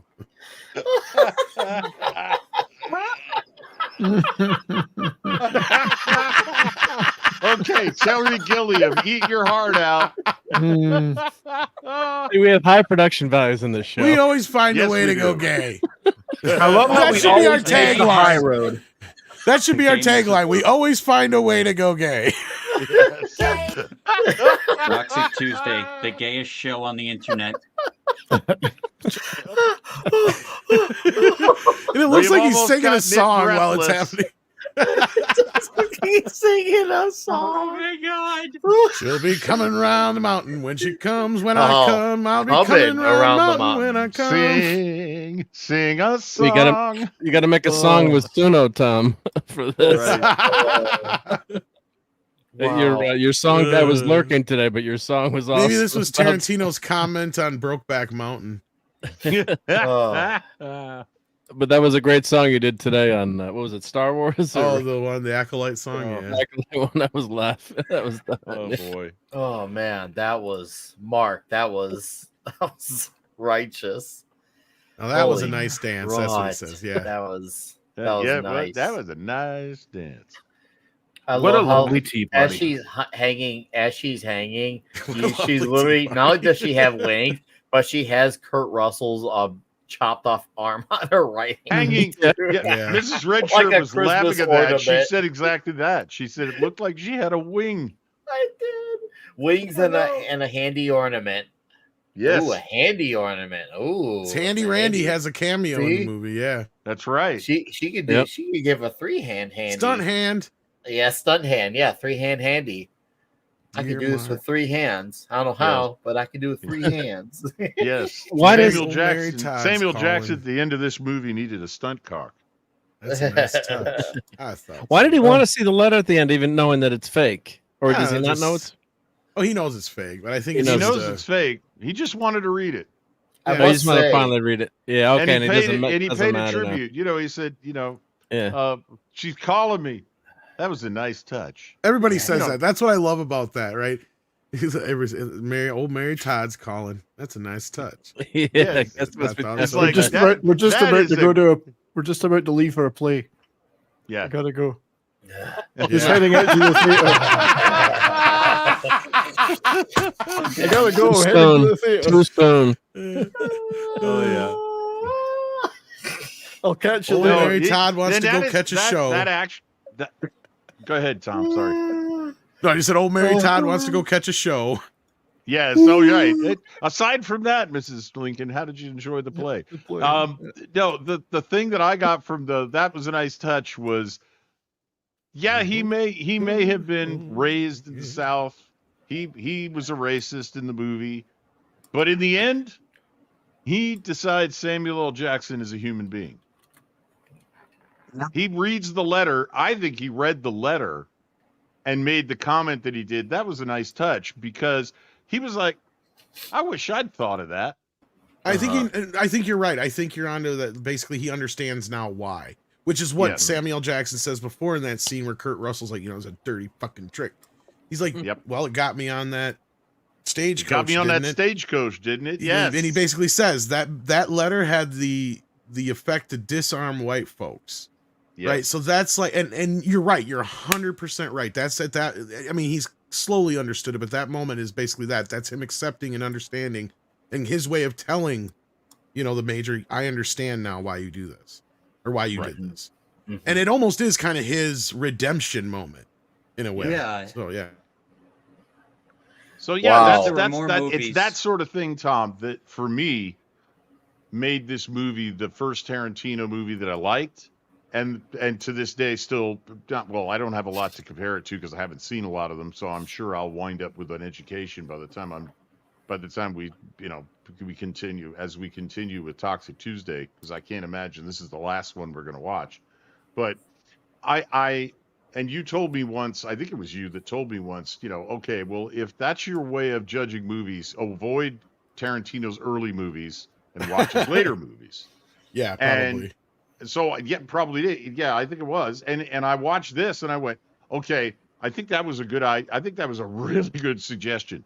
If you're not a fan of Quentin Tarantino's early movies, Kill Bill Volumes 1 and 2 and this movie are probably the most approachable in that you're not going to hate everybody from the beginning to end. You're at least going to get somebody, you're going to leave the movie, you're going to stop watching, the credits are going to roll, and then you're going to go, what do I really think about this character or that character? Kill Bill, I felt sorry for the child. Mm-hmm. In this, I was like, well, at least they came as close as they could, and there was no way they wanted to just let her find a way to escape. So they decided we'll do the best we can at convening a judge and jury and listen to her testimony. But this movie at least gives you a sense that in at least the best attempt they could, they did, that they saw that justice was done. And you've got enough evidence, if you've watched and paid attention to the movie, to know that this is one evil woman. Yeah. And the old joke about Texas vernacular, I hear you. He needed killing types of things. And there's a comedian who does a great job with that about a man in front of a judge, well, why'd you kill him? Was he needed killing? Well, don't you do that no more. I hear you. And it's just a play on Texas phrases. But the bottom line is she needed killing in the end, because that was the only way justice was going to be served. And the question was, do you shoot her or do you hang her? And Jackson says, we should hang her because she got caught by the hangman. And when you're caught by the hangman, you hang. So let's do that. And he goes, all right, that sounds like a good idea. So there is deliberation to it. I don't think there's any doubt in their minds that she's not walking out of there alive after they die.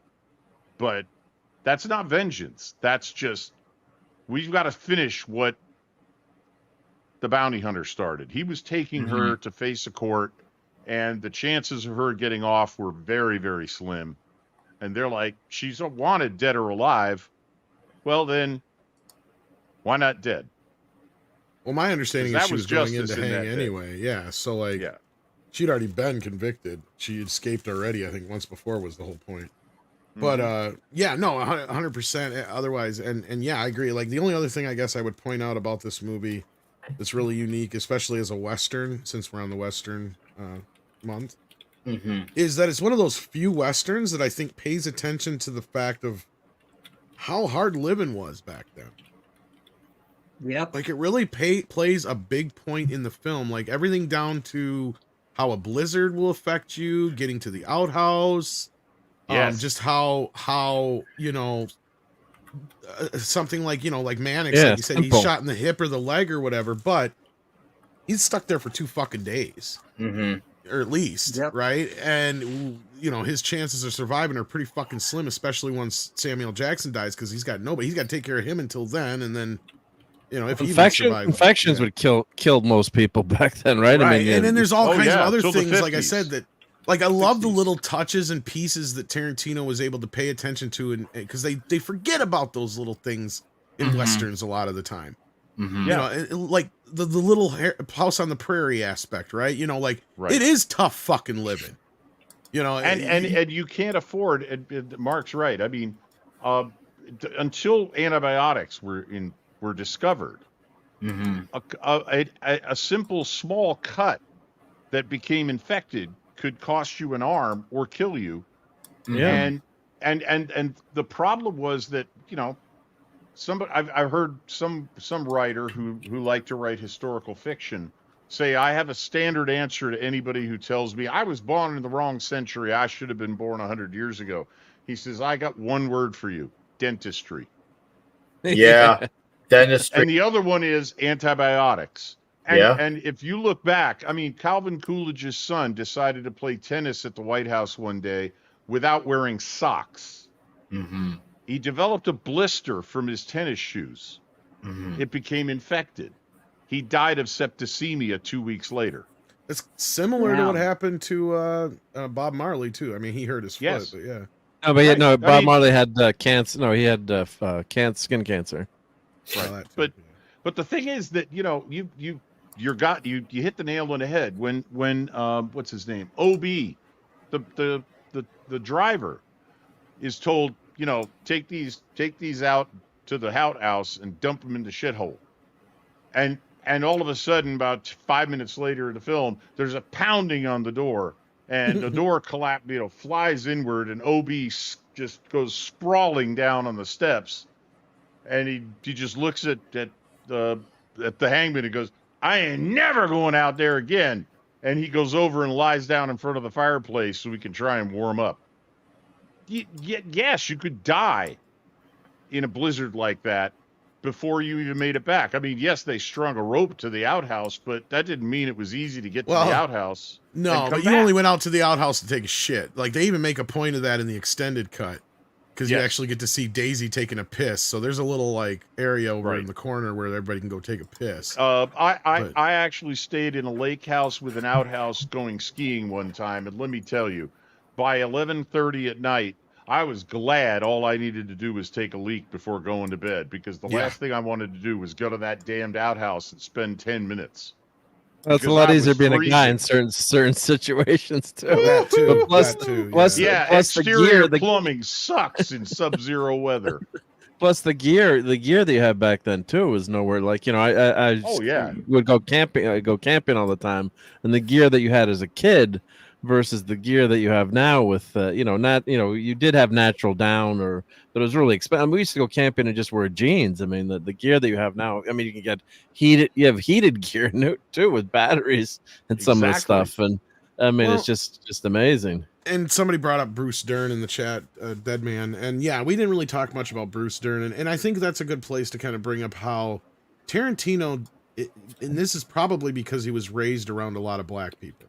Mm-hmm. He knows how to tell a story that some would probably consider quote unquote woke without you feeling like it's woke, because it is a very pro racial Anti-racist, I guess. anti-racist, yeah, like and same thing with Django, even more so, like on its surface. But this is like, as we've been breaking it down here, like, I'm glad you guys have caught on to a lot of these little bits and pieces, because that's exactly the point of the film, I think, is that you have, like I said, this in the final moments, you have a very racist Southern man who kind of realizes, oh yeah, he's a human being. You know? Well, yeah, it's a And- mature story. Just because someone's racist doesn't mean they aren't human, and that's what, like, a lot of, like, Hollywood writers, like, they'll make their, like, in Django, like, the villains are cartoonishly racist. Here, it's played more like kind of realistic, like this was a guy who fought in the Civil War. He's bitter about it. That life Exactly. experiences makes all yeah, the with difference. the Bruce Dern character, that's the point, exactly, right? They Like, weren't just there out of reactionary. Well, he's obviously racist, but he gives you, we know where, I hate saying it this way, but we know where he's coming from. Yeah, no, Right? I don't that mean we makes understand him sense. and agree with him. Yeah. But we know where his time, his era, where he's coming from, the way he was raised, the war that, like, that was just, You understand how he got from point A to point B, that he got to his conclusion, even if you don't And agree with. you You think- understand his angle of how he landed to his perspective. Yeah, makes sense. All right, dudes. Unfortunately, Score. I gotta wrap up. Especially, I know I would love to talk more about this, because especially for the extended cut. But we gotta do scores, and we gotta call it a night. And I got a face plant, and it's probably gonna hurt. But we won't be able to see it though. no, maybe one day. I'll allow it. So we're gonna let our guest start off. Dash Attack. Why don't you give us your score toxicity for this one? Okay, I'll give this one I'd say 10. Full 10, just for the Ooh, dialogue, just for the confidence. blood, just the fact that it's a Tarantino movie. It's Okay. just full on toxic. 10. Okay. And Okay. as a movie, I'd say it's a 9 or an 8. Okay. Okay. Dustin. Toxicity. This is a 10 for me, toxicity wise. I mean, because it's got everything. It's got the deep rooted Southern racism. It's got the violence. It's got all of it. I think it's a perfect toxic storm.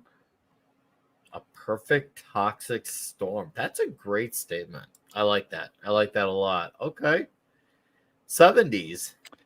I too have got to give it a 10 for toxicity. It annoyed all the right people and continues to annoy them, who hated many of the things in it. Many of the mainstream journalists whined and complained about it. It's full of wonderful toxic violence and language and attitudes. Yeah, it's a 10. An absolute. It's the peak. It's peak toxicity. Peak toxicity. We I like love that. it. We love it, he says. Awesome. Thank you, 70s. Mark D with a C. Well, I'm going to give this also a 10 for toxicity. Ooh, yeah, I mean, we're getting universal it could have, here. this has been called the Toxic 8. I mean, could have been the name of the movie, right? I mean, the toxic 10. It could have been the toxic 10. There was 10 right? people in it. So in Yeah. the room. So yeah, I mean, I guess the only Samuel L. Jackson, he's a badass, of course, but a bounty hunter, but he's a pretty toxic individual, or to begin with, and I guess the sheriff too, Goggins' character. You finally find out, yeah, he is the sheriff. But yeah, this just the use of the language in this movie, the violence, the gore.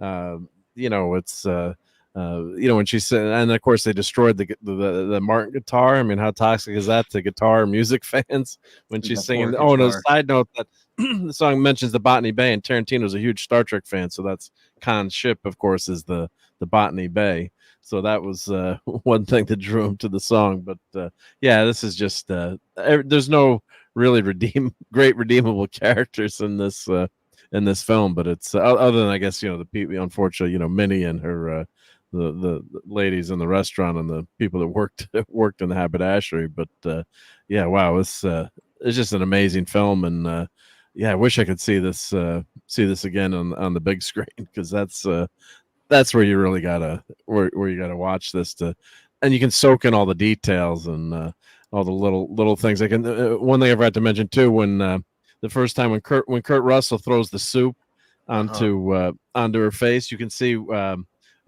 one of the henchmen stands up in the back, like getting ready to to do something, but you don't notice that maybe right away. But one of the director's cuts, they were talking about that, like you can see his character stand up there, just like to see how far Kurt Russell's going to go. But there's so many little things you pick up on watching this. And like, yeah, your homework assignment is to watch this a few more times over the year. I can't wait. Well, I'm actually really looking forward to it, especially with the extended cut. Like, seriously, like I feel I've never like seen that. I gotta watch that I gotta watch that on Netflix. Yeah.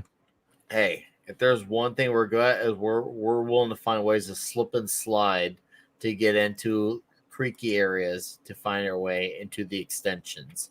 So we'll get there. I believe in us. Yeah. All right, I'm going to sound off on some of these really quickly. Bryant Barth gives a toxic 10, along with Jonathan Conroy as well, and Mr. Angel at 11. Becca J for a toxic 9. Fucking knew it. And then toxicity is a hard 10, much like Mads in that meme from Darth Viewer. Mr. Zenda in 1994 gives it a toxicity 10. Need to rewatch. Pokerace 6666. 10. Keely Chow toxicity 10. Red shirt. Well, let's see what we've got in this movie. We have utter and complete brutality. We have shocking, sudden, and bloody violence. We have plenty of misogyny to go around. We have overt racism in from every direction you can think of for various reasons. You have Major Marquis baiting General Smithers to picking up the revolver, knowing damn well that he's ready to drop him the instant that he does. And he just keeps embellishing the story about what he did to his son until he just loses control and then shoots him dead. This is one of the few I've got to give a 10 to. And I hate to do that because I love to be the contrarian here, but damn it, this is a 10. I don't think they missed. I don't think they missed a single key on the toxicity keyboard when they put this movie together. And part of it is, you know, the fact that where it's set and the fact that Tarantino used every means of what life was really like over, 150 years ago or 40 years ago, outside the boundaries of civilized law, outside of the states, to represent the Old West. And the only movie we'll ever touch that comes close to this is Unforgiven. The toxicity on this thing is right at the top of the scale for every category. That, as you said, the people that, the right people got all offended by this. All of their meters just pegged when they watch this thing. So as much as it's a product of the era in which it's set and the fact that Tarantino just loves to just stick things in people's faces and not let them shy away from it. Yeah, it just doesn't. I can't imagine how Quentin Tarantino, no matter how many days he spent with tearing his hair out, could have come up with another way of making this movie piss off the right people any more than he did. So give it a 10. And by the way, yes, as I said, this is my favorite Tarantino movie. It's freaking awesome. Just imagine, this is what Tarantino is visualizing for days. I need Van Morgan in this shot here, and you need to go down on Samuel L. Jackson. It's gonna be a huge, big black one. It's gonna look really. Yeah, in my imagination, that was Roger Ebert on his knees. Yeah. R.I.P. Well done, Red Shirt. TZ gives a 10 for the score as well, along with Phoenix Knight. Oh wait, thank you, Red Shirt. For me, for my toxic score, I mean, God, I know we're being an echo. We are being an echo chamber, but fuck it.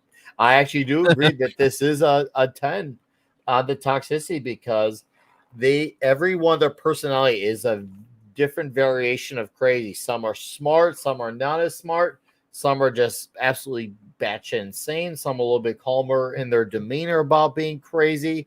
There's the constant beatings that Jason Lee took as well. Like, holy crap. And then there's the actual toxicity of the poisonous coffee and that had the blood spray everywhere, and freaking Kurt Russell freaking vomited blood in her face. I thought she was actually gonna die from that. I was like, holy crap, like that, and the fact that she went around holding on to Kurt Russell's chopped off arm like it's a freaking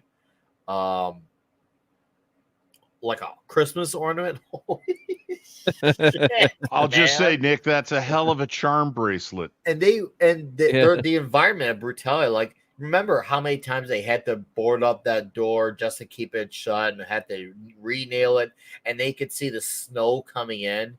And even with the fireplace there, they were still in a very, very toxic environment because you're talking about hostile personalities in a place where the temperature is wishy-washy. Like, everything could go wrong. And even when they're in a room where, once again, the flashback scene where they thought there were Southern ladies who were there with good intentions, you could still feel an aura of uneasiness in the room. And that was probably one of the most uneasy scenes, just because, they're around genuinely good people who had nothing to do with all their madness. So yeah, this easily is a 10 for the toxicity. And I cannot wait to watch the extension cut. I feel like this will bring Sam Jackson's Pecker full circle. in this one. So yeah. Yeah, Last you were but thinking about that pecker, Nick. last but not least, because he is, I feel like he deserves to go last for this movie. I mean, he is the man who knows it best. So Tom. I honestly agree with you guys on one sense. It is a 10 out of 10 for toxicity, but I think that there's an argument to be made that because it pissed off the right people without them realizing, because Django was one that the critics, for the most part, they did go after him for certain things, but they still let it pass because it's obviously on the surface, you can tell definitely it's got an anti-racist kind of message throughout the film. This movie, it's so much more subtle that this has to be one of the films that the critics went after him the most for. And I feel like they just didn't pay attention to the movie. And I think that the shit they were freaking out about was that surface level stuff that it's like, we pointed out here, as you get to the end of the film, there's a very anti-racist message that kind of resonates throughout the film at the very end. Mm-hmm.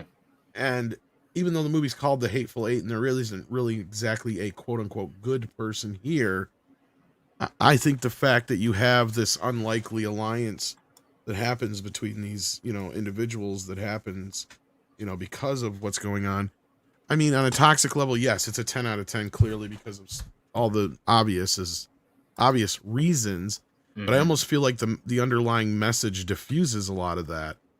So it's kind of tough to say it's an overtly toxic film, in a sense that I think Tarantino was very clever with how he mixed in the message here, even more so than he did with Django, and it's a very similar message.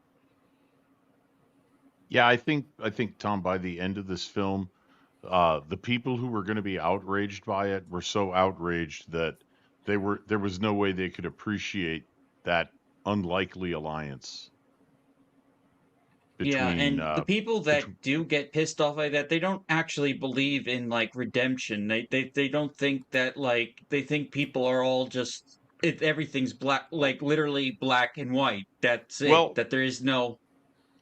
Yes, nuance. to them, once you've outraged them, you're, to use the old religious term, apostate. Mm-hmm. And in their religion, there is no penance that will that will absolve you. Once you've gone, you're gone. So I agree with you there. I agree with Tom. And by the time that this movie gets to the point where you have the incredibly unlikely alliance of a Buffalo soldier, a black major in the U.S. Army, and a Southern, soldier, a Confederate soldier, who just a few years before would have cheerfully the son of tried a to general, kill each no other. less, if I remember correct. Yeah. Right, yes. Who hunted black people. But the bottom line is that at the end, they join up because as much as they might have detested each other at the beginning of the film, in the end, they realize there's something bigger than our animosity here, and we have to deal with it. And that, I think, is that message that in the end, humanity is more important. Humanity is more important than your feelings about somebody, because what you're faced with here, kneeling on the floor, covered in bloody vomit, is one of the most evil people you probably ever encountered in your entire life. And something has to be done. And they decide, this is what has to be done. And that's the significance of the Lincoln letter too, right? Because before that, Mannix would just soon spit on it, even though he knows it's fake, right? Because he even says that. I think at one point he specifically says, "I'd spit on," I'd piss. She says on it. He says, "I'd piss on it," and she said, "I did spit on it." He said, "Good for you." "Good for you, sister." Yes. That's right. But then, so by the end of the film, him taking that in, it's his way of kind of signifying to the audience, "Oh, I understand now." Right? Like he's actually the way he's almost, I hate saying it this way, like it's hard to say it this way, but like he almost found a newfound respect for Lincoln in those moments. You know what I mean? Like even though he knows that thing is bullshit in the letter, it's the point of the letter, right? Like I was saying before, it was that whole point of that letter to begin with. It doesn't matter that it's fake. It's what it signifies. Yeah, Yeah, yeah, the meaning behind it and the intelligence and it's a nice moment between those characters, and you know they know they're going down, right? They're not going to make it, but let's share a nice moment together, and and you got to realize the way the world was back then too, right? You know, we talked about the use of the N-word in this movie. It's just in almost every other, Well, it's not every thrown other around thing, just but like air. thrown Yeah. around a lot. And as a black man, he's supposed to just take it and can't say anything. Although at one point he does almost want to pull out his gun and shoot the general that's sitting down there. It's again, this is a movie that makes you think, and which is why it's great. We could talk about this movie probably for another 3 hours, and that's why it makes it so interesting. Other than a typical Hollywood rehash, not to bang on Romulus too much, but I think it's a good analogy where I enjoyed the movie, but I'm gonna go crazy. Do I have to watch again, or I'm gonna go overanalyze it? No, It's it's not something to go home and think about. And I'm not talking about thinking about in the sense of think about picking apart everything bad thing, but more of something to think about why you loved it, why you want to delve deep into it. Yeah. It's something you watch once and then that's it. It's not something you think about owning unless you're like an obsessive completist. Yeah, Tarantino's movies have layers. That's the thing. And like something like Romulus is just meant to be consumed once, and that's it. Yeah, it is. But I'll watch Romulus sometime between now and my death. But right now, that's not the time. I'll probably watch It versus Predator tomorrow though. But all right, dudes, we got to call it a night. And chat to all of you, thank you for being here. To the few people who subbed tonight, thank you. To the member chatters, Keely Chow and JT Gunn, and to Nick the Greek for a super chat. Thank you guys. And to our regulars, you are fucking awesome. Whether you're here for a little bit, a portion of it, half of it, most of it, all of it, it's all appreciated. So thank you guys. Next week, as you know, we'll be wrapping up our Western month. We're bringing it back to the light side of things with True Grit. And yes, there's only one film called True Grit, and it has John Wayne in it. So I don't know and hear about other things. I've never heard it. Kind of like for me, same thing in Magnificent Seven. There's only one Magnificent Seven. So that is next week's flick, and then we'll be off to the races with our things. Keep your minds open to the fact that October we got some spooky stuff. And then, of course, in November, we'll be having the Bond month as well once again. It's going to be a diabolically huge several months of toxicity coming your way. And trust me when I say the homoeroticism is far from over. Anyways, on my channel, we'll, next week, True Grit. I'll have our video out this week. I'll keep your eyes and ears open for that. And, of course, Klobby's Comic Shop Friday night. And, of course, I'll be on Me Thursday night as well. All right. Gentlemen, I want you to bang these things out like you're banging out a quick one. I think very 70s. Ooh, I have a channel, That 70s Rock Fan. It has stuff on it. Yesterday's stuff was a show about Kraftwerk and electronic music. And I don't know what the next one will be, but there will be one. Diabolical. Thank you, everybody. Thank you, 70s. And guys, everyone's channels is tagged in the caption, the description. So you literally just click their names and it'll take you to their channels to sub. So go sub to That 70s Rock Fan. Thank you, sir, for being here. Oh, always show, a very divine pleasure to be within your vicinity.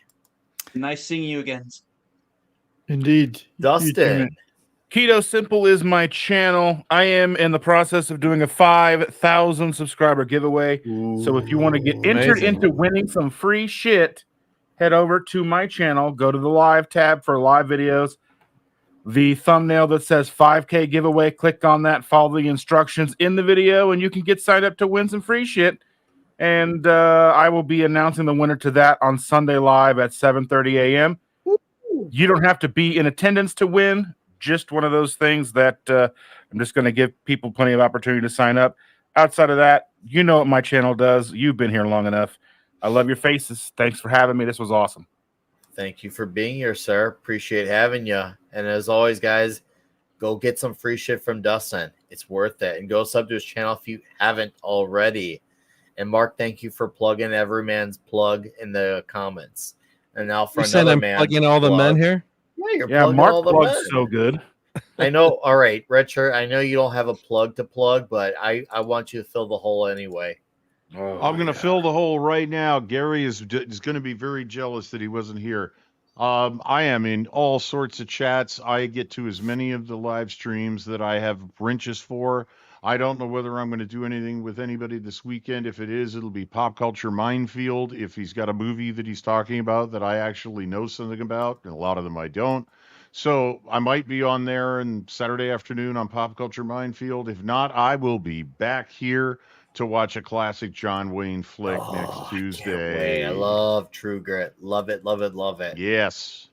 Thank you for Be being there. here, Red Shirt. And I loved hearing your blown away perspective of the Hateful Eight. It was a big turnaround from the conversation we all had from Reservoir Dogs. So it shows you. I hoped you'd like that. Yes. Oh, dude, I loved it. You had me immersed. You had me immersed, sir.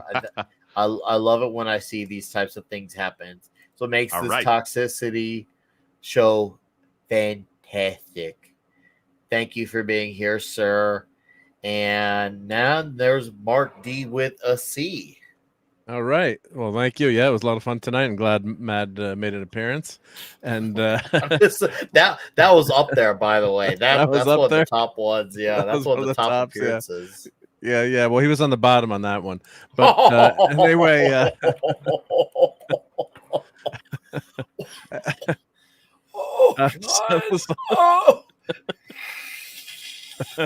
All right. Well, Sunday Night Geekery, 10 p.m. Eastern. I went to Comic-Con terrific con in Connecticut last weekend, and I didn't buy. This is the only action figure I bought, but I thought this was pretty darn cool, the Marvel Select Vision. So, and I'm also getting my my new Google Pixel 9 XL tomorrow. So I might do an unboxing and a quick review, opening that up because I am kind of a tech nerd too. So I got the new Google phone coming in. I'm getting the new Google Watch too. This is the old watch, but yeah. So maybe I'll do an unboxing when that comes in. But yeah, it was fun tonight, and check out my channel. Thanks for everyone that's been subbing and watching, and appreciate all the support. So yeah, so catch you next week for which we're doing. That we're doing the new version of True Grit, right, or the old version. Yeah, don't clobber me. I'm hoping for Clobby to hear you, whoever he is, and like, yeah. What are you talking about, Mark? There's only one True There's only one True Grit. Yeah, for sure. Yeah, and you know he would too. He would too. Yep. But thanks. Yeah, it was a lot of fun tonight. It was a great movie. Yep. Thank you for being here, Sir Mark. Thank you for your slideshow as always, and the photos were an absolute gem. And of course, you plug in the Everyman's plug on the show, and I love that Vision figure in your hand. It really fills up your hand nicely. And Dash, if you could put your channel in the private chat, or someone could post it, that would be great. Oh, you don't have mine? Okay, I'll get it right. Put it in his private now. Yeah. Oh, yeah. I got it. I think I have it. But, yeah. So yeah. If you don't, I'm posting it right now in the private. Oh, that came out wrong. Oh. There we go. Yeah. Post it in the private, dude. Let's see photos. All right. Those are private. Is that now called the Bo DeMayo? Really quickly, Dash Attack, and this is your plug. What can we find in your plug? Okay, my plug is full of games. My plug is full of commentary on all the stuff happening in gaming and like pop culture, but mostly gaming because you know how YouTube's algorithm, they don't like you deviating too much. And I'm currently in a hot tub because I'm currently on vacation right now. Nice. But yeah, I'm also doing a show with Ironcaster tomorrow night at around 7:30 Central. I don't know, around 7 or 8. And that's about it. And thank you so much for having me on. I know it's been a while. My pleasure, man. It's been good. It's good to have you again. All right. You have Yeah, it's yourself been a a pleasure. magical week, okay? Yeah, you too, man. And until next time, and we all know Tom is from Midnight's Edge. Tom, do you got me radio coming? I know you posted 2 videos today. Anything else we should know from Midnight's Edge? Morning show. Did Brian get to go? 70. Okay, I missed him. In and out with his plug. You should saw. I guess so. You were just he in was like and the out Flash. quick. He was. I the was just Flash of his just plug. giving Tom some praise. Is that a gay thing? Only if you want it to be. And since Mark showed a figure, I guess I should show something here. Oh, I got a circular motion. A Dr. Loomis figure. There you go. Oh, that's Ooh. And then it comes I'm with not even a Halloween fan, and I think free that's pumpkin really cool. stencil kit. Ooh. I guess. I don't know. You got Oh, wow. Watch where you put that stencil. That fits in your hand. Do you very come with nicely, pumpkins doesn't it? too? No, just a gun. Are pumpkins keto friendly? I mean, do you come in pumpkins? That's what I was trying to ask here. Who told you that about that? That's terrible. You're supposed to wait till it's in a pie before you do that. Good night, guys.